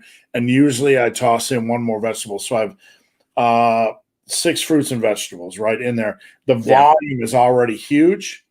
To that, I add in my protein. To that, I add in 1 tablespoon of the Chinese red chili or the Korean red chili paste. 1 tablespoon of Chinese mustard, some soy sauce, salt, pepper, out of this world, good taste, and tons of food volume. Tons of food volume. I do that like 4 or 5 times a week. Yeah, I'm going to share my screen with you, Steve. This is a typical dinner for me. Let me share screen. Okay. Entire screen. Okay. And then you're going to have to click approve. Yeah, I don't see it yet. So let me know when you got it. You want to send me the link? Oh, okay, there we go. Got it. All right. Okay. Whoa. Okay. So let me just put that in there all the way and get this out of here. So you got zucchini and you got yellow squash. Yeah, this is 2 whole zucchini, 1 yellow squash, 1 entire bell pepper, 2 Roma tomatoes, and 2 carrots. To add to that is 9 ounces of lettuce, 1 ounce of blue cheese, and 6 ounces of cooked chicken. And that is my typical dinner every night. So we are basically on the same train, just different ways of doing it. Yeah. And my air fryer is awesome. It makes the most tasty Roasted vegetables. So good. So good. And I'm not exaggerating, and I'm sure you feel the same way. Like, I don't go to bed hungry, right? Even in a Not at all. And another tip I have, and we're kind of getting derailed, and I'm sorry to zap your time, but one thing I do as well at night is I take 4 tomatoes. If I'm hungry and need a snack, I dice them. I add a little bit of plain Greek yogurt, Frank's Red Hot, salt, pepper, and I got like 250, 300 calories that are super, super filling. So if I'm still hungry later in the evening, that's my snack. Yeah. And the Greek yogurt, add some protein. All right, let's blow through these so we can set Robert on his merry way. Isometric would have more value for shoulders. No. I could see the value. Yeah. For shoulders. I mean, shoulder injuries are common, so potentially. Being English, I prefer the more civilized tea to coffee, so I always take my pre-workout. We can respect that completely. Yeah. I do like English breakfast tea. That is good. I currently do 4 exercises by 3 sets each for bigger muscle groups. Okay, that's 12 sets. Gotcha. Followed by 9 for smaller ones. Gotcha. If I reduce the 3 to 2, would it be optimal volume? Toss out the word optimal there, because that's like trying to, chase something that generally doesn't exist, like a ghost. Would it be a reasonable amount of volume? Yes. You're doing 18 or 12 sets on your bigger muscle groups, 6 sets on your smaller muscle groups. That's basically what I do every week. So is it reasonable? Yes. If you have anything you need to change, don't hesitate to change it. Redcon 1 Total War works wonders on me. I have not tried that, Robert. How about you? I tried the original incarnations of it. I mean, they've released several iterations of it over the years as stimulants have come in and out of vogue. I don't remember having any negative experiences on it. It's widely available everywhere. Aaron Singerman has done a phenomenal job of getting those products anywhere and everywhere, growing the brand. Yeah, it's a solid product. I mean, it gives you great energy and focus. So yeah. All right, moving along.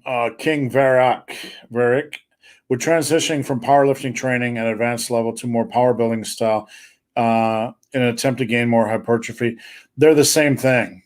Powerlifting in the off season is power building. Powerlifting has two approaches. You have an off season, which is power building, and then you have a peaking period. So powerlifting and power building are basically the same thing for anybody that's beyond a base strength level, if that makes sense.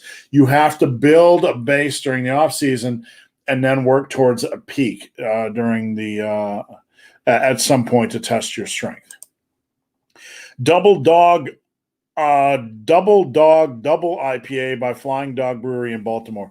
Flying Dog's okay. They're not my favorite brewery. I don't like IPAs, so that's lost on me. I'm a big double IPA. Flying Dog, not my favorite. I tend to really look these days. I'm really being entranced by the New England double IPAs. The New Englands have a sweetness to them. West Coast IPAs, you could kick those all off, throw them in the wildfires in California, and I wouldn't miss them. But I could talk beer all day. All right. Ever heard of a transverse plane of motion? Pat Mack, a guy on Rogan a while back, was raving about. There's a lot. I like the Rogan podcast, and there's a lot of guys raving about a lot of things. So you got to be careful because everybody's raving about something. I don't know anything about that. Do you, Robert? I mean, that's the transverse plane of motion. That's one of the planes of motion that we can move in. Is that what he's talking about? I mean, that's the way of the body. That's like side-to-side movements. I'm pretty sure. I don't understand. My question was, why is he raving about one plane of motion? Because I think that's one of the planes that we don't typically move in a lot. We get locked into the frontal plane, but we don't do enough in the transverse plane. So twisting movements are what transverse plane is, if I'm correct. Okay, so twisting, somebody can correct us if we're... Yeah, third range of motion bisects the body into the top and bottom halves, and it's called the transverse plane, aka horizontal rotation. So spinal rotation, limb rotation, doing those kind of things. So I mean, if you're not moving your body in all the planes of motion. I mean, I don't know if it's something worth raving about, but you need to move your body in all of the ways that it's intended to move, so you can be functionally fit and healthy. I think a normal resistance training program is going to give you all you need. I hesitate to try to move the body and incorporate any spinal movement under load and overdo it, because that kind of makes me nervous a little bit. Yeah. I don't know. I need to do more research. Mason Dixon, using a device such as a Whoop band will show you how your sleep is affecting your body's recovery, or Garmin or anything, tracking my sleep every day. So it does help. Tracking your sleep, having sleep awareness is a good thing. Can you tear your bicep doing upright rows? Chad, not to diminish your question, but you can tear your bicep doing a lot of exercises. If so, it's just going to be completely a fluke. It's going to be a fluke. Like I tore my left shoulder lifting up an empty oil drum once. Fluke. I jumped off a stone chasing my daughter and tore my calf. A fluke. So, a lot of times when tears occur in normal life, they're a fluke, or even in the gym, they can be a fluke. Robert, have you ever torn anything? I think I had a very, very low grade tear in my tricep after a chest and tricep day. I had this big old bruise on the back of my tricep that stretched from here to here. That lasted for a couple of weeks. So I think it was very tender for a while. And there's something that's going on in my upper left quad for like basically since the shutdowns have started.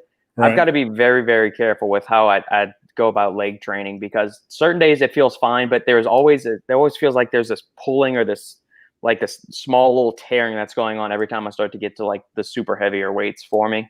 That's crazy. Yeah. Body weight doesn't seem to bother it, but like, loading it up and going for, the really heavy 6 to 8 rep sets, those are some very gingerly on some days. It's funny. I've been training hard for 35 years, and 2 out of the 3 tears that I've had haven't occurred in the gym. So just think about that. Yeah. Ever wake up with stiff hands from lifting? Yeah, I've done that before. I mean, in the days where before I used Versa grips and straps on back work. Yeah, this spot on my hand always feels just achy, right down there on my left hand. My right hand never bothers me. It's my left hand that's always achy from a power blocks. Frankie says, thank you for your answers. You're welcome. Thank you for supporting us. Adar Fitness, do you guys skip me? Nope, we did not skip you. One of the things we try to stress on every live video is YouTube doesn't always post every question, so post it up again. Many times, if your question is too long, YouTube will not show it. It's some kind of a weird glitch. I follow Redline. He's all right. Local to you as well. He's far enough away where he's not a nuisance. That's humor. He's 3 hours away. Yeah, they've been down here to train before. Redline and Robert are some of the few people that have actually been in my office. So, Pork Meat says it means gypsy. So, the Zeganer, yeah. How does lifting, building muscle make you feel? Great. It seems to change so many aspects of life for the better. Sleeping, hormonal improvement. You also have the endorphins. Dopamine, serotonin, norepinephrine, brain-derived neurotropic factor, all of those good things start spiking when you exercise. Confidence. I mean, confidence is so important, and it's a word that's tossed around a lot, but yeah. Knowing that you're physically and more capable, that confidence just helps you feel better in your day-to-day life. Yeah. I'll give you an example. I live in a downtown area. We're trying to make the downtown area as nice as possible for local businesses. And some douche cookie put up these big signs like Joanne buys houses, scribbled in a marker on a yellow board and a number on a telephone pole right there in our nice downtown area. And I don't like Big Steve doesn't hesitate to go rip those off the pole in public, because Big Steve has confidence that if Joanne is watching and she says whatever, I'll say, go fuck yourself, and I'll move on. So it makes me feel better, makes me feel more confident, and that's a good thing. Yeah. Thanks, guys. Peace out. Thanks for following us. And I believe this is the last question of the day. Any bodybuilding documentaries, movies you guys recommend or enjoy? Robert, anything you recommend? I mean, Pumping Iron, I've watched that a couple of times. Sandy even enjoyed it when she watched it with me a couple of years back.